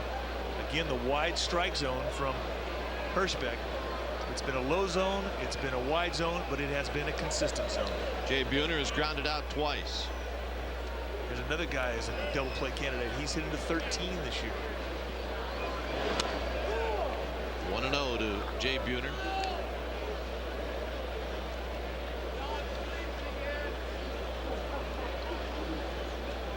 Milwaukee beat St. Louis 4-3. Pass JT Snow into right field. Griffey, the tying run, will motor to third, and the Mariners will have runners at the corners with one out. I think in that at bat, Buhner went up there looking for everything away. His first two at bats, he grounded out to the left side of the infield. He established that Reeder was going to pitch him away. He comes up looking for the outside pitch. He gets it, and he executes well, stays nicely in the swing, watches that ball make contact with the wood, and rips it right through the right side. That's good hitting. That's what big league hitters do. They adjust to how you're working them, and they go up looking for one specific location. They get the pitch, and they beat you with it. Now you've got runners at first and third. A fly ball will tie the game. Wilson is singled and grounded out. Swing and a foul into the glove of Berryhill.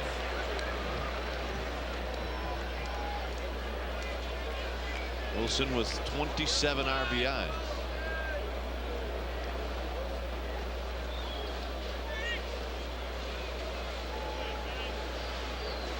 Here's the 0-1. And a foul that Wilson, trying to check his swing, kind of ran into that one, and it's 0-2. Yeah, I think Reeder surprised him with the inside location on that fastball. He committed himself, tried to get out of the way. Just ticked the bat.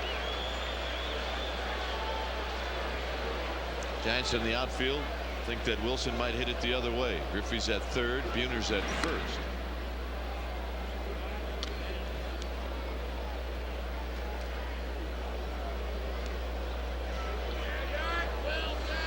Dan Wilson, all-star catcher, is at the plate with a kind of 0-2. To right field, Hill moving over, and it's a fair ball. It's off his glove. Griffey comes in to score. Buhner is going to hold at third, and this game is tied.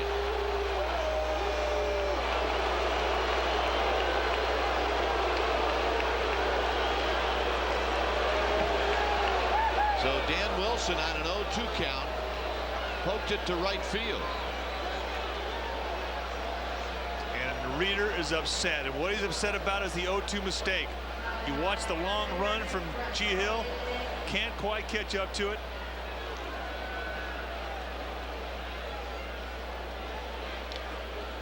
And that's Glenn Allen Hill has just been given an error.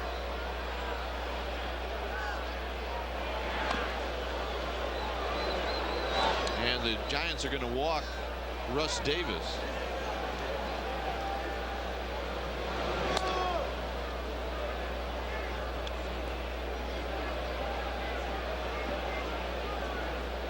The scoring decision is error 9 and a sacrifice fly. Julian Tavares is starting to throw.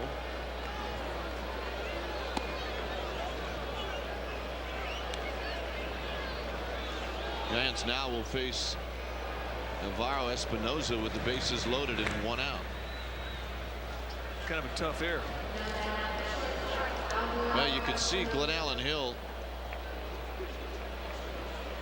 slow down when he saw where he was, thinking that that short wall down the right field line was going to come into play, and that's when he backed off a little bit. And here's Espinoza, who is grounded out and struck out, and Giants need a strikeout or a double play right here, and instead they're going to get a base hit. 1 run will score, and they're going to hold. No, they were telling Wilson to go, and he stopped on his own. Well, John McLaren, the third base coach for the Mariners, was going to hold up Wilson. Then he saw a slight bobble from Hill. He changed his direction and then started to wave Wilson in, but Wilson could not react in time, and he had to hold up. When in doubt, freeze. And right now it's all starting to erupt for Kirk Reeder, and we have seen him at times lose it and lose it quickly.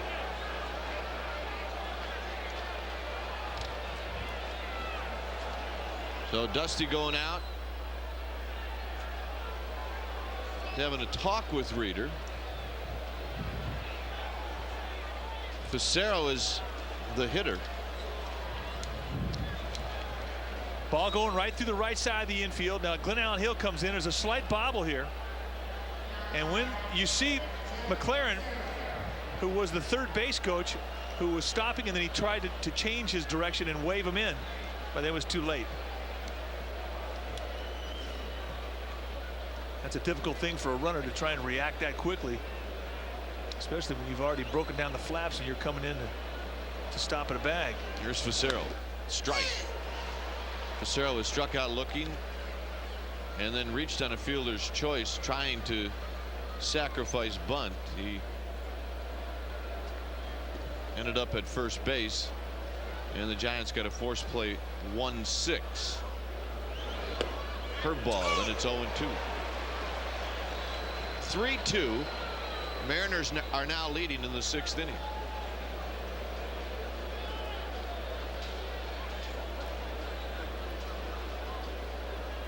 Reeder right now has to go for the strikeout, and he's going to get it, and Facero is out. That's his 6th strikeout.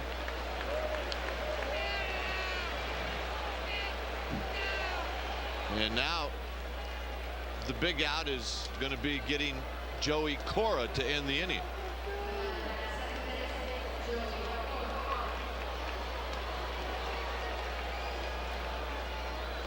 Cora has a couple of hits. He's doubled and singled.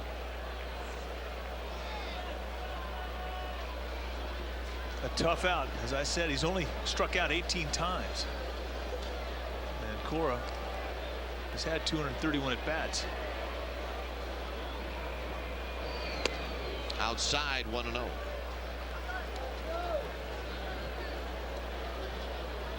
On deck is Rich Amaral.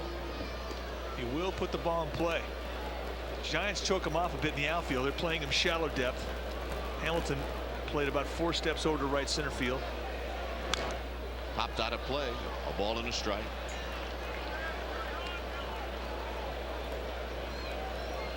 Top of the 6th inning. Mariners now have more hits than the Giants. They have 8. The Giants have 7.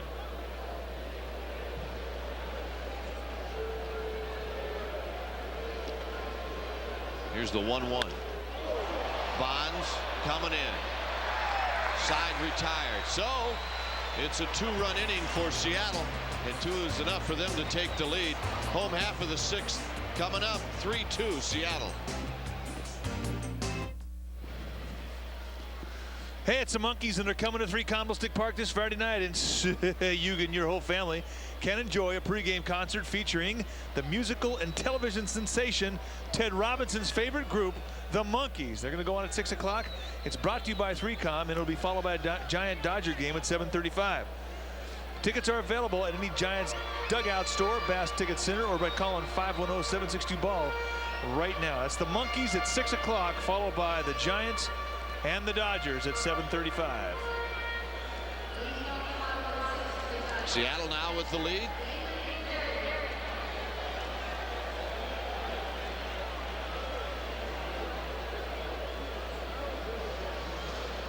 And I believe we have a change. And I think we have a new left fielder, and we'll try to figure out. No, maybe not. I'm not sure. As Berryhill lines a base hit to right field. Berryhill does not waste any time. Perspeck pointed to us and then pointed out to left field. So there is a new left fielder, number 29, Rob Ducey.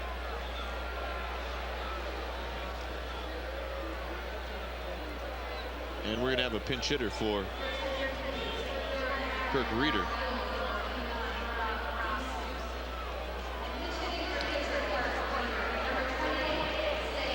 So here's Stan Javier.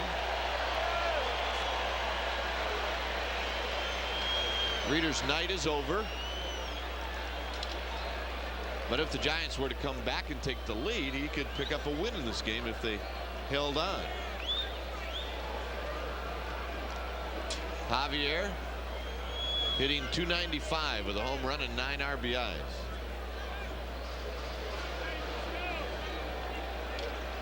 Mariners have something that we haven't seen all season long. They've got a 10-man pitching staff.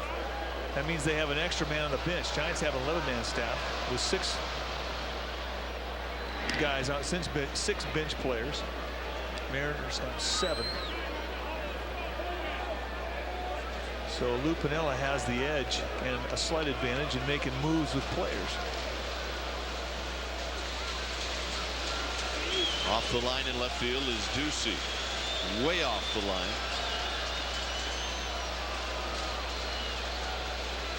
Bunching Javier in the outfield, and the pitch is low.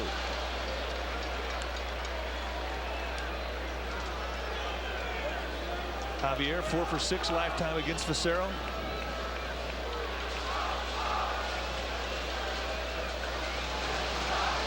So he's got good history. 4 singles. Tavares continues to throw in the bullpen. High to left field and deep. Ducey going back at the wall. Out of here!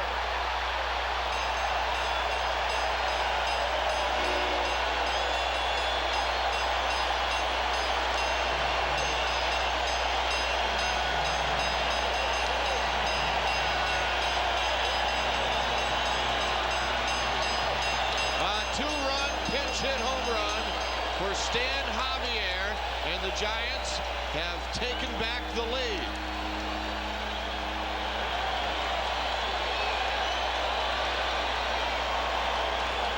And that's the first pinch hit home run of the year for the Giants. And he is getting mobbed by his teammates.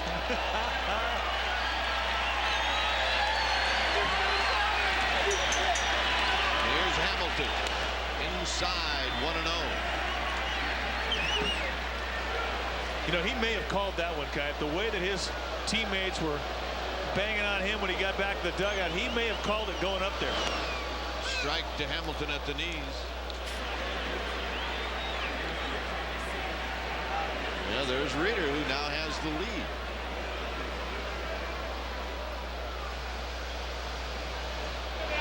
Inside to Hamilton, 2 balls and a strike. You know, we saw the wind shift. And Glenn Allen Hill's last at bat in the bottom of the 5th, he had a ball that was well hit to right field that stayed in. And here Javier gets one up, and the ball carried right out of here to left. Not uncommon for 3 Candlestick Park. Javier going over to, actually it was Dusty Baker that called Javier over. He's still laughing about it. He liked it. That felt good. You know, a lot of people here tonight who enjoyed it as well. Hamilton hits a high chopper, and Martinez kind of played that into a short hop, and that's out number 1.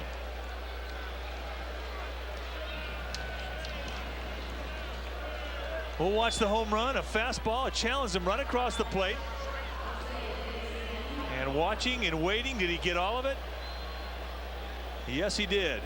And what's the skipper do? Yeah. And what's Reader do? Yeah. Good camera shots, guys. Lots of yeahs in that dugout. Here's Vizcaino, who shortens up to bunt and takes a strike.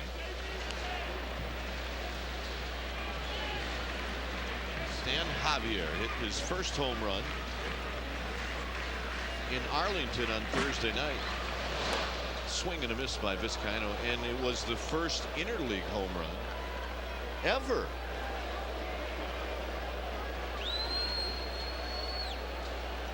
Giants had the first interleague winning pitcher, first interleague save, first hit, first home run. Vizcaino strikes out. And first grand slam. And first grand slam.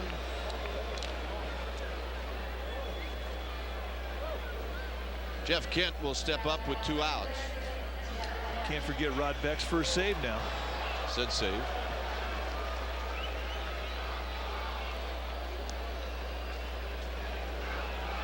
Kent struck out in the first, struck out in the second, doubled down the third base line in the fourth. Here's Facero to the plate, and Kent, it's another chopper foul. Nice pick. It was. Got by the net. You know, if you're sitting to the left of that guy, you might want to take that fishing net and just kind of slam it over your knee, shorten it up a little bit. Well, he's about 1 for 1997.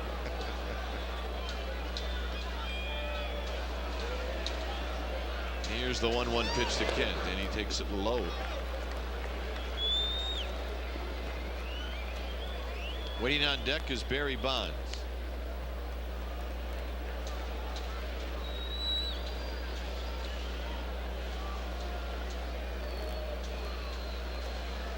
Giants 4, Mariners 3.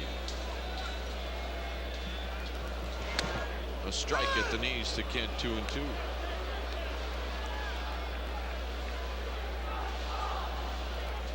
Texas is finding out what it's like playing at Coors Field. They once had a huge lead. As Kent strikes out to end the inning, and the Rockies have come back to tie that game in the ninth. Well, Stan Javier's pinch hit 2-run home run here in the 6th has given the Giants a lead. We'll go to the 7th, 4-3. Giants Baseball on Sports Channel is brought to you by Southwest Airlines. With fares so low, you have the freedom to go places. By the Discovery Channel, explore your world. By the Triple Play 98 from EA Sports, available for your PlayStation or PC. And by Brewery Fresh Budweiser, who reminds you that fresh beer tastes better. And now introducing new Born on Dating. It's the day your Bud was born. Is your beer fresh? William Tavares is the Giants' new pitcher in a 4-3 lead. Tavares replaces Kirk Reader, who went 6 innings. The numbers for Tavares: his 39th appearance, 5.29 ERA. But the positive side to Julian Tavares, he has been unscored upon over his last 14 outings. And he's only given up 4 hits in his last 11 2/3. Pitch to Ducey is a strike on the outside corner. 92-mile-an-hour heater. Ducey batting .208 with a home run and 5 RBIs. A little low.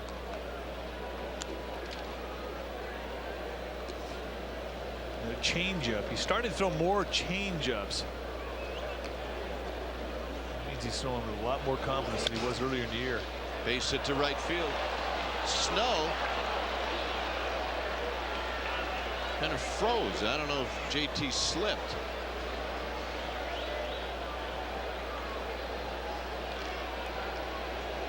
But didn't get a chance to go after it. Can't tell if he'd have gotten it or not, but nevertheless, JT put his head down immediately as if to say, I think I could have had a good shot at it. Here's Junior, who is 1 for 3, singled and scored in the 6th.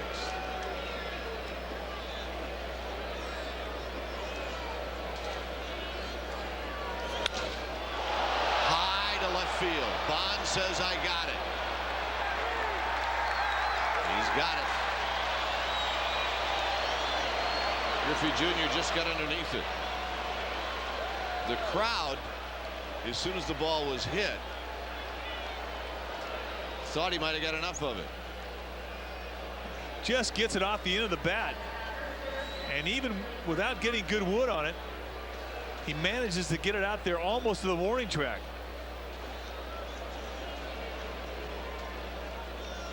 So Griffey is retired. Here's Martinez.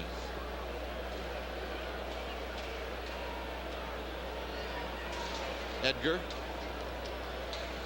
a home run inside Martinez. He's flied out and struck out.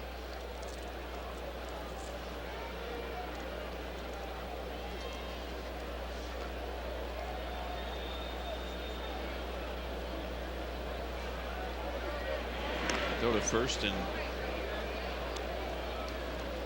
back is Ducey.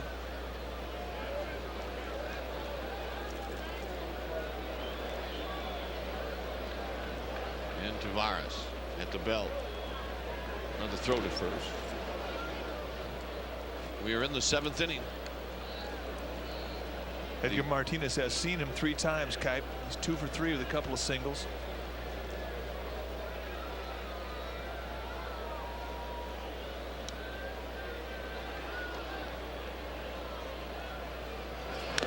Swinging a grounder foul behind home plate.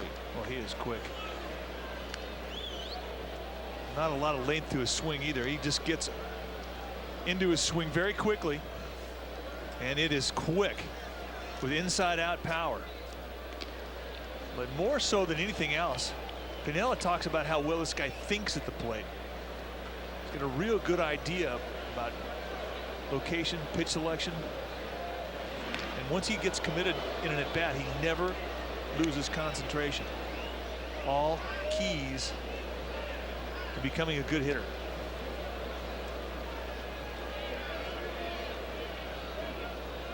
You know how many times guys go up there and they say, I'm going to look for nothing but fastball, and they get some weak breaking ball that they find themselves going after, and they break their swings down. They hit the ball, a little pop up or a little ground ball someplace, but the pitcher takes a sting out of their bat because they didn't stay committed in their at bat.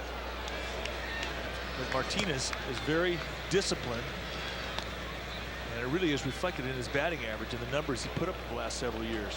This guy can hit. And the 1-1 up and in. Doug Henry and Jim Poole are in the bullpen.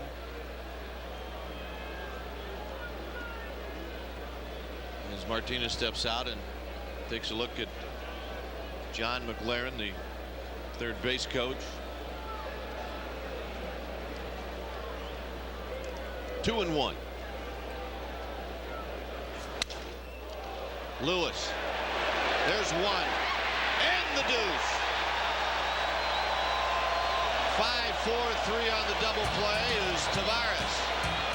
After allowing a leadoff single, gets out of it. 7th inning stretch time. 4-3 Giants.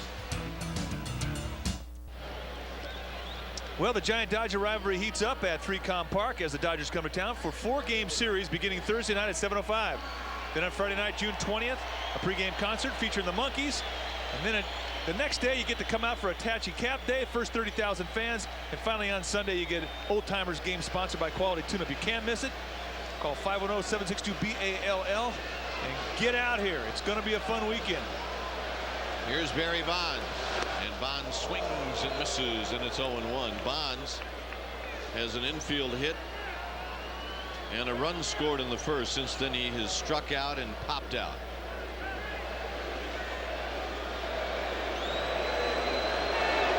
In the dirt. deck is Glenn Allen Hill, then Mark Lewis. 4-3 Giants.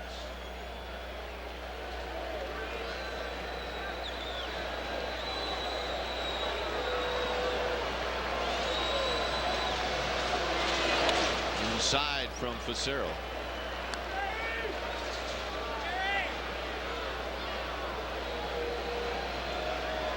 Before the game, Ken Griffey Jr. came into the Giants locker room, and he and Barry Bonds had a long discussion. Bonds hits a high chopper that Cora backs up on, and he throws quickly to get Bonds one out. And I have to believe that there's a little one-on-one going here between Jr. and Bonds. Both guys wanting to outdo the other one, and so far tonight it's been even. Both players 1 for 4 with a single. Take a look at Griffey and Bonds and their award comparison. Bonds has the 3 MVPs. Griffey's got him in Gold Gloves and All-Star appearances. Here's G. Hill, high and away. Hill with an infield hit in the first. He grounded back to the pitcher in the third, and then hit a ball deep to right field that we thought for a second was gone, but Buhner tracked it down on the track.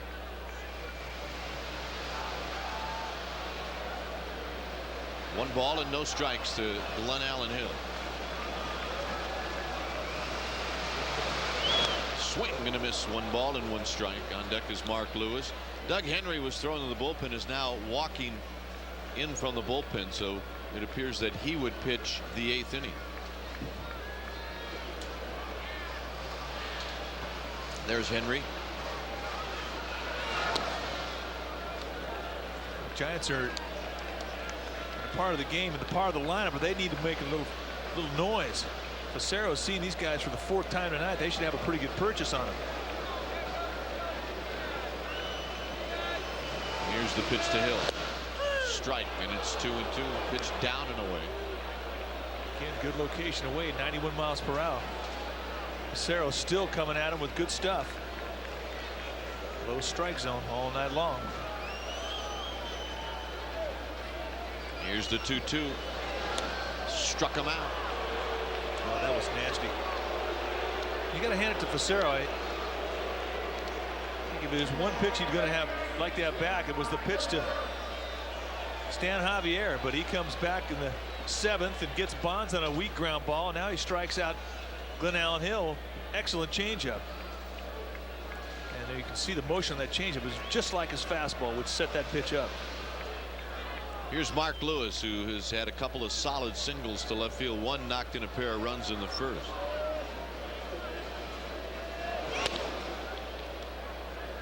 Ball 1 to Mark Lewis, now batting .278.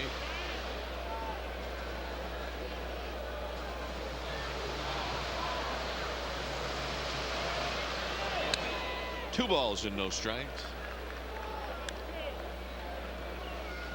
Jeff Facero is a guy that any team could have had about 6 or 7 years ago.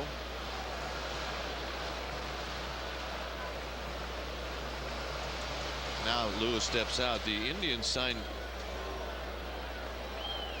Actually, the Indians had Facero, but Montreal signed him as a minor league free agent in January of '91.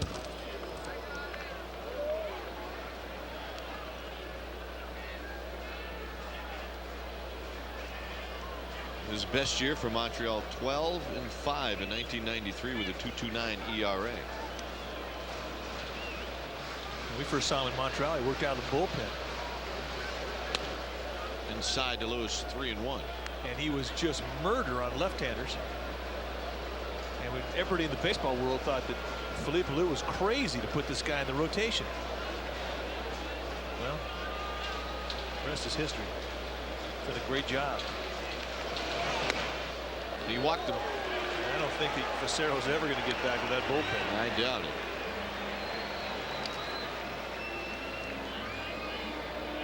Here's JT Snow, who's walked, doubled, and struck out. Facero came over to Seattle during the offseason for 3 players. 3 players were sent to Montreal: Trey Moore, Matt Wagner, and Chris Widger. Well, the only one we have seen is Widger, who just killed the Giants in Montreal, a backup catcher. But very typical of a Montreal trade.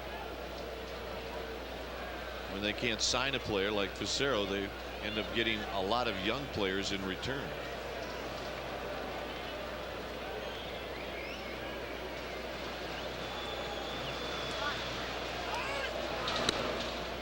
I believe Hirschbeck had called time. JT Snow asking for time, and scoreboard doesn't indicate that happened, but I think it did.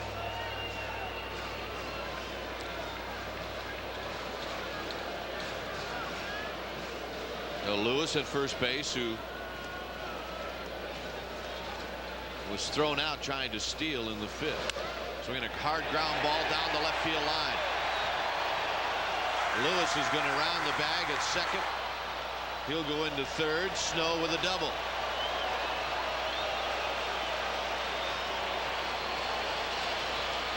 JT with his second double in the same spot. And I got to tell you something, if the Mariners had played guys closer to the line at third, Giants might not have any hits tonight.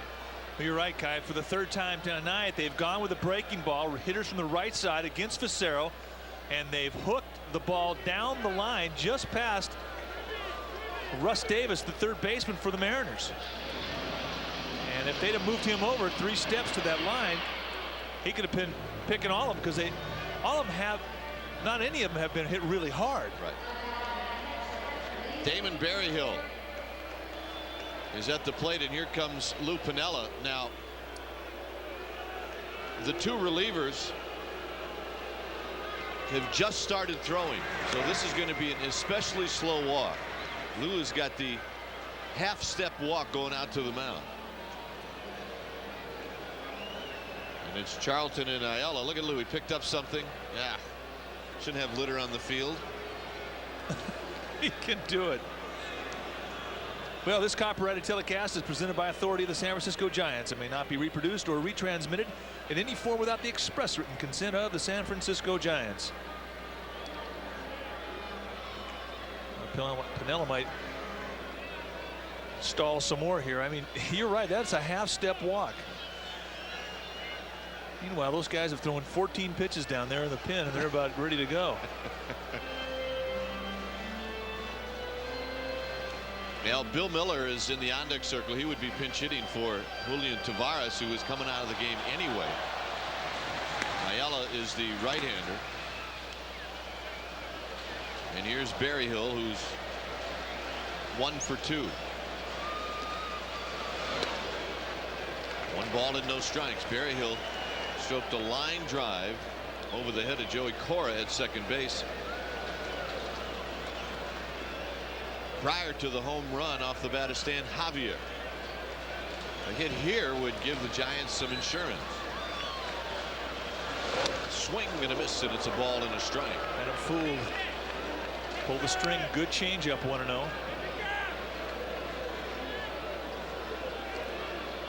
Berryhill takes a little bit of a walk. 4-3 Giants, bottom of the 7th inning.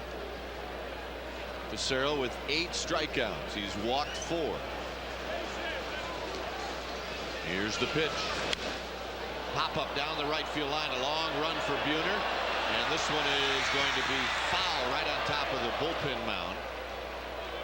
And the runners will return, and it's 1-2.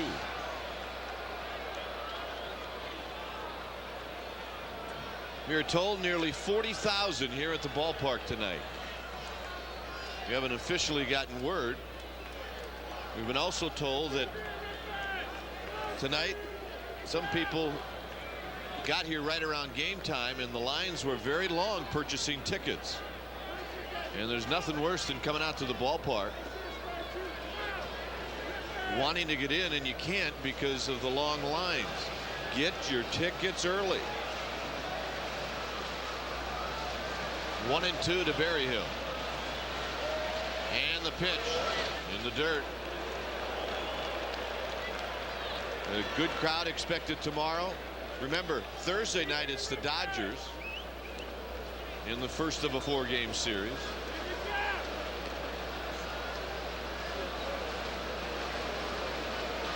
There'll be big crowds all through the weekend. You do not want to miss one pitch in any of these games. And get out early if you can watch batting practice, because it has been fun. 2 balls and 2 strikes. Berryhill, it's a ground ball. Davis comes up with it and throws to first for the out. Giants strand a couple of runners here in the 7th. We're going to the 8th.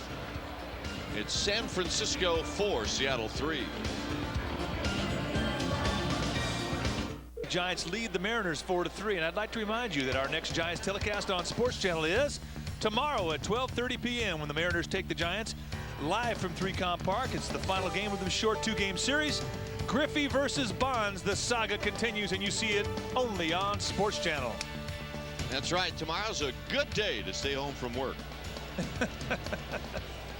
No, any day's a good day to stay home from work. Doug Henry on to pitch, 34th appearance, 2.91 ERA, and he's facing Jay Buhner, who is 1 for 3, outside and low.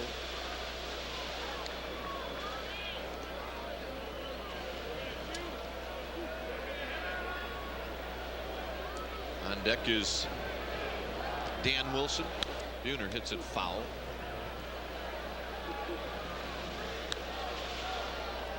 Lots of Giants fans enjoying the ball game.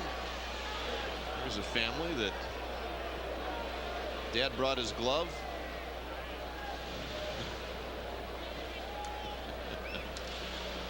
One ball and 1 strike. Swing and a foul into the glove of Berryhill. We've said on many occasions that if you keep a camera on a kid long enough, they might embarrass themselves. You can say that for dads too. Oh yeah, they are definite qualifiers for that rule. 1-2 to Buhner. Henry, who pitches out of the stretch, throws it wildly in the dirt. 2 balls and 2 strikes as Rich Rodriguez is now in the pen.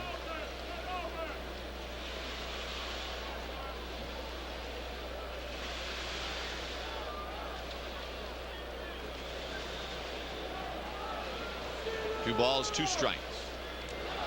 Got him. Staying with his fastball in the payoff pitch situations. He got 3 by him, and he got Buhner to go after one high and away for strike 3.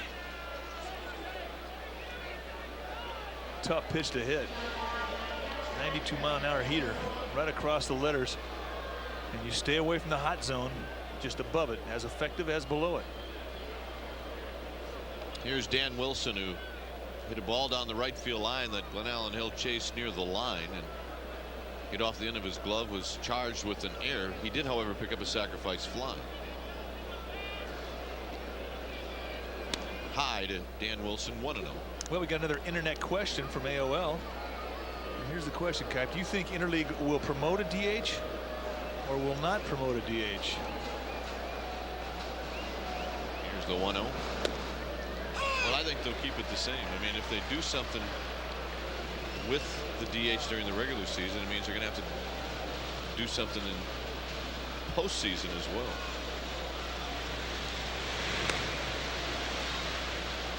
Rod Beck getting loose along with Rodriguez. You know, Well, they haven't been able to come up with a solution over the last 20 years what to do. It's either have it or not. I mean, I'm not sure which argument's going to win if they're going to change it. I know there is a lot of argument now to have one set of rules for baseball. Now with interleague play, you'd think it would be even more so the case. I mean, one of the guys tonight who's really being penalized is Paul Sorrento, the DH for the Mariners.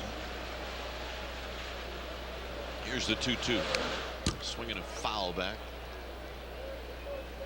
Sorrento usually plays first base, and Edgar Martinez will be the DH.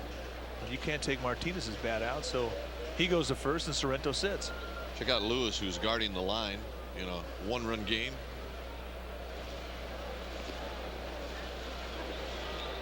Here's the 2-2. A little bit off the plate. Now a full count. Wilson's got some power, middle plate in. Right now, watching the fly balls, you want to keep the ball away anyway, especially now because right field's dead. Struck him out.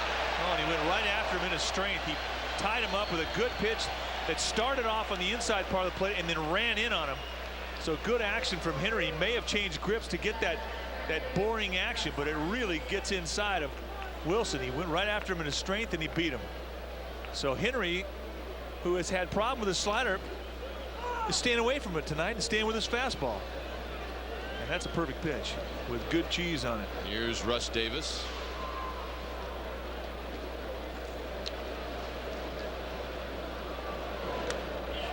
Pitch is low. Davis struck out in the second, hit one off his fist into center field for a base hit in the fifth, and was walked intentionally in the sixth. 4-3 San Francisco, top of the eighth inning. Swing and a miss. One ball and one strike.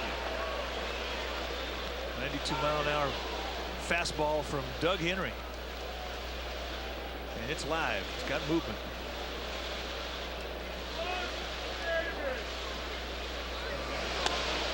Strike two. Thank you very much.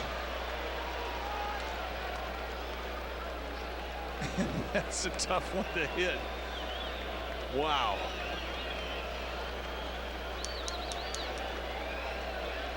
Henry picks up the sign and he throws, and he just struck out the side.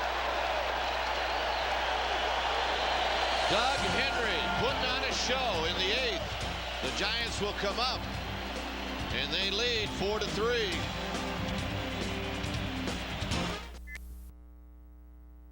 They're on sale to the public and are continuing to sell at the rate of about 250 seats a week. And this is the smart way to guarantee that you'll always have a great seat in watching exciting Giants baseball. And the number to call is 1-800-5-GIANTS to reserve one of these premier seating locations. 1-800-5-GIANTS. Bill Miller is leading it off as a pinch hitter, and he swings and misses off of Jeff Fassero.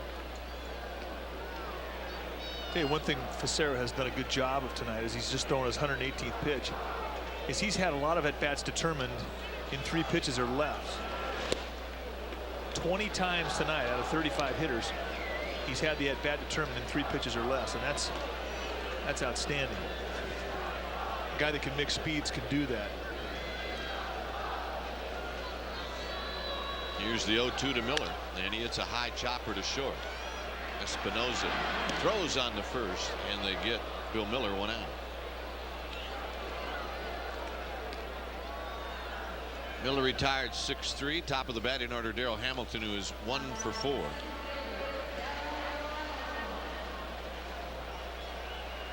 Hamilton doubled in the second. Rod Beck getting loose in the bullpen. Giants pitching tonight has been outstanding. Kirk Reeder, Julian Tavares, Doug Henry. Hit on the ground to Martinez. He'll take it himself. 2 away for Vizcaino.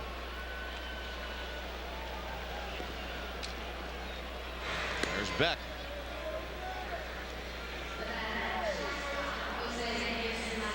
The Rockies and Rangers are in the 11th inning at Coors Field. What'd you tell me about that place? And Well, the Rockies? The Rockies in Coors Field have never lost an extra inning game. Wow. And that's since their existence as a Major League Baseball team. Wow. You know, I don't like anybody's odds against beating them at home in that park. I mean, one fly ball and it's over.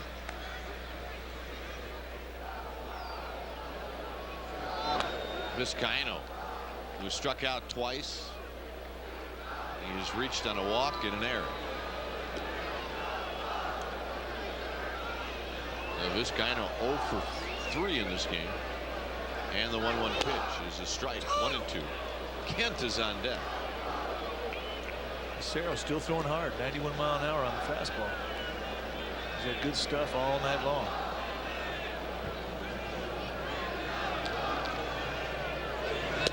Outside as Vizcaino watches it go by. 2 balls and 2 strikes. Cerro has been down around the knees all night long. He made one bad pitch to Javier, a 2-run homer back in the 6th inning for the Giants. And that gave the Giants a 1-run lead. Hit on the ground. Espinoza has got it, and he throws in time for the out. A 1-2-3 inning for Jeff Fassero. We're going to the 9th with Rod Beck coming in. The Giants lead by a run. 4-3 San Francisco.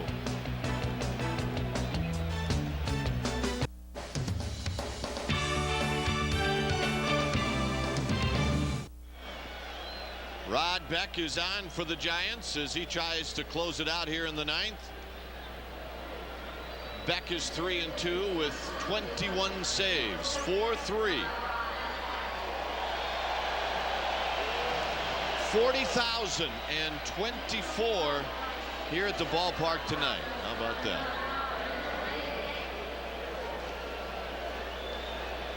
Brent Gates will be the pinch hitter for Espinoza.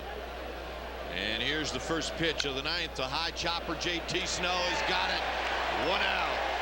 1 pitch, 1 out. Thank you very much. No better way to start an inning than that.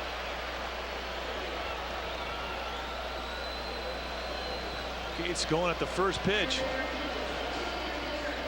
I didn't have enough time to tell you that he was hitting 282. Here's Paul Sorrento. Big, strong, left-handed hitter batting 290. 10 home runs, 31 RBIs for Sorrento.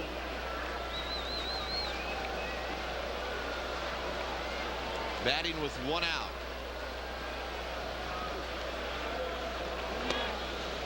Low, 1 ball and no strikes. Texas has taken a 10-8 lead over Colorado in the 11th. 1-0 to Sorrento. Swinging a grounder off the end of the bat that will stay foul. And it's a ball and a strike. I do not believe Sorrento is just trying to hit a single. No. No. This guy is going to get his money's worth. He is going to come at you with one thing in mind, and that's try this ball game up. That's what he's up there for. That's what he can do. Fassero watching. He pitched 9 innings. Low to Sorrento. 2 balls and 1 strike.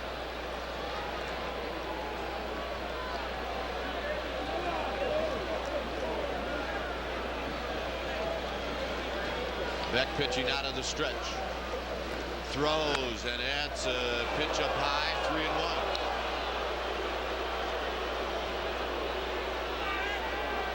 And don't worry about which field is dead right now because of the wind, because Sorrento has enough power to hit it through the wind. And he went for it. It's 3-2.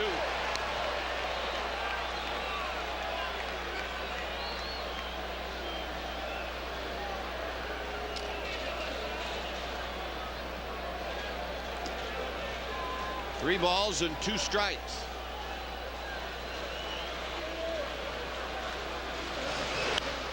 Popped him up. Let's see if it's playable. Barry Hill. 2 down. What a great pitch from Beck to go 3-2 with a split finger fastball. He really took the sting out of Sorrento's at bat, had him out on his front foot. Boy, that's great confidence when you can come at a guy 3-2 in a 1-run ball game and pull this pitch off right here. You see Sorrento got in reach, and now the fans here at 3Com are on their feet.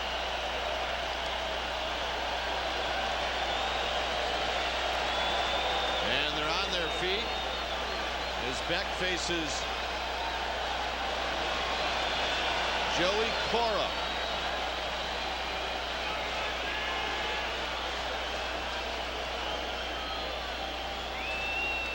Cora trying to get the fans out of this game by stepping out. Cora's got a little pop too.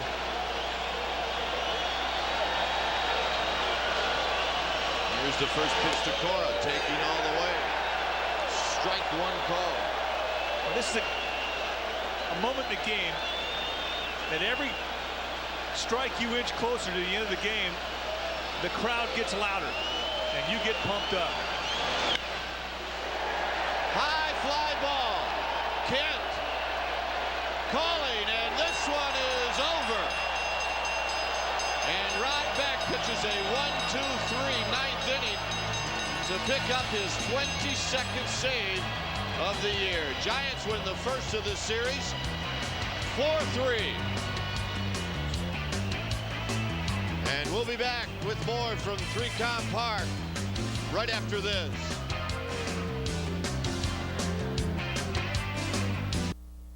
Giants Baseball on Sports Channel is brought to you by Southwest Airlines. With fares so low, you have the freedom to go places. By your local Ford dealer. See your local Ford dealer today and prepare to be impressed.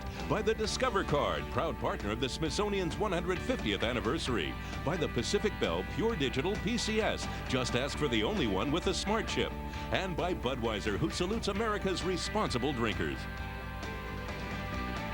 Well, here at 3Com Park, the Giants win this one by a final of 4-3. Reeder the winner, 3-2. Facero takes the loss. He is now 6-3. Beck with his 22nd save. Javier a pinch hit home run to give the Giants the lead, and Martinez also hit his 10th. Now this was a very exciting and enjoyable ball game, and I guess more than anything, Dusty, having 40,000 fans here can make just a little bit of a difference, can it? Well, it makes a lot of difference. It was very electric out here. Everybody was buzzing, and hey, they saw a good ball game. And you know, a lot of times a big crowd, you know, they go home disappointed, but these guys go home, you know, very elated. And at the same time, you know, we needed it. You know, we need to start this homestand off on a good note. And we got some quality pitching out of Kurt Reeder today. Got some quality pitching out of our bullpen. Everybody who came out of the bullpen, you know, did a tremendous job. Tavares, Henry, and Beck, you know, couldn't have written the script any better. And then Santa Javier got a, you know, pinch hit 2-run home run, and you know, he and Lewis applied all of the run production today. Lewis got a 2-run single in the first inning, which was big, with you know, with the bases loaded and 2 outs. And anytime you get those 2 out base hits like that with runners in scoring position, you got a great chance to win. Bake, for the 19th time this year, you've come back and won a ball game. The key was Javier's home run. What were you telling him before he went into his at-bat? Nothing really. I just I didn't tell him anything. I don't recall telling him anything. I might have, but you know, Stanley got a good pitch to hit, and I didn't think it was going to get out of here tonight the way that wind was blowing from left to right. But you know, he got just enough of it. And when I saw the outfielders back, you know, we all knew that it had a great time to be gone. That's a pretty good right hook. Yeah, well, hey, I've been watching Frank Pulley and some of these umpires call strikes. Well, you talked about how important it is to get the first win. Really a short night for everybody, because tomorrow you're right back out here again. Well, you know, it makes the night a lot longer when you win. And, you know, we do have a short night. We had a 12:35 game tomorrow, and we urge these same 40,000 to come and bring more of their friends, because I tell you, they were definitely a factor in today's game. Hey, Bake, enjoy the night, and we'll see you out here tomorrow. I certainly will. All right, Thank you. Dusty Baker stopping by. And Mike, for Kirk Reeder, he battles Jeff Facero. Facero really pitched well. He pitched 9 innings, and Reeder ends up with the win. Well, Facero did pitch well. He was very tough throughout the night. He had the 2 runs in the first inning and then really stiffened up. And if it wasn't for the 1-pitch mistake to Javier, I mean, it could have been a different scenario. But you have to really give it to Reeder, who has been coming off a couple of rocky starts today against the toughest offense in Major League Baseball. He really had a good 6 quality innings, and then tremendous relief work from Tavares, Henry, and Beck to shut it down. And, you know, the Giants have been searching for credibility all night long, and all year long, and sooner or later people are going to have to start believing in this team. Well, in our open, we had shown you and told you about how hot the Seattle Mariners were. 11-2 coming into the ball game tonight in this month, and also they hadn't lost against a team in the National League West. And they were coming in here with a lot of confidence, a swagger, a 5-game win streak, and and they got slowed down tonight, and what slowed them down was good pitching. And it's the old adage, good pitching beats good hitting, and it certainly was the case tonight. Well, now let's go down to Brian Weber, who's got Doug Henry, who struck out the side in the 8th. Yes, he did, Dwayne. Doug, 4-1 are the Giants in interleague play. These games not too bad, huh? They're kind of fun, a big crowd. Every night we come out here, it's a big crowd. The fans want to come out and see the players that they don't get to see very often, and makes it exciting for everybody involved. You've had an outstanding year. What was working tonight for you? My fastball. That's I threw a couple off-speed pitches just for the heck of it, but had real good life on my fastball. It was jumping at the end, and it was getting by the bats, and I just went with it. We have some video of you striking out Russ Davis. Walk us through the sequence. Well, the pitch before I struck him out, I went down and away, and I was trying to do it again, but the ball was jumping, out of my hand so good. I just reared back and threw it, and it ran right over the middle of the plate, but it got enough. I had enough on it. It just got by him. Like I said, I was throwing the ball hard tonight, and I knew it. So when I am throwing the ball hard like that, I'm pretty much going to go with it. Giants have not drawn well at home this year, as you know. Did 40,000 give you a boost tonight? Yeah, this was exciting. This is great. Great win for us to come out, in front of all the fans like this. I know a lot of people were here to see Ken Griffey Jr. and the Mariners hitting, with the lineup they have. But hopefully they saw us play. This is the kind of game we're going to play, 4-3. It's kind of exciting. Javi comes up, guy you don't expect to hit a home run. Boom, he hits a home run. The pitching comes out and does a great job. I mean, this is good baseball. This is what you're going to see when you come watch the Giants play. Finally, let's talk about the character of this team.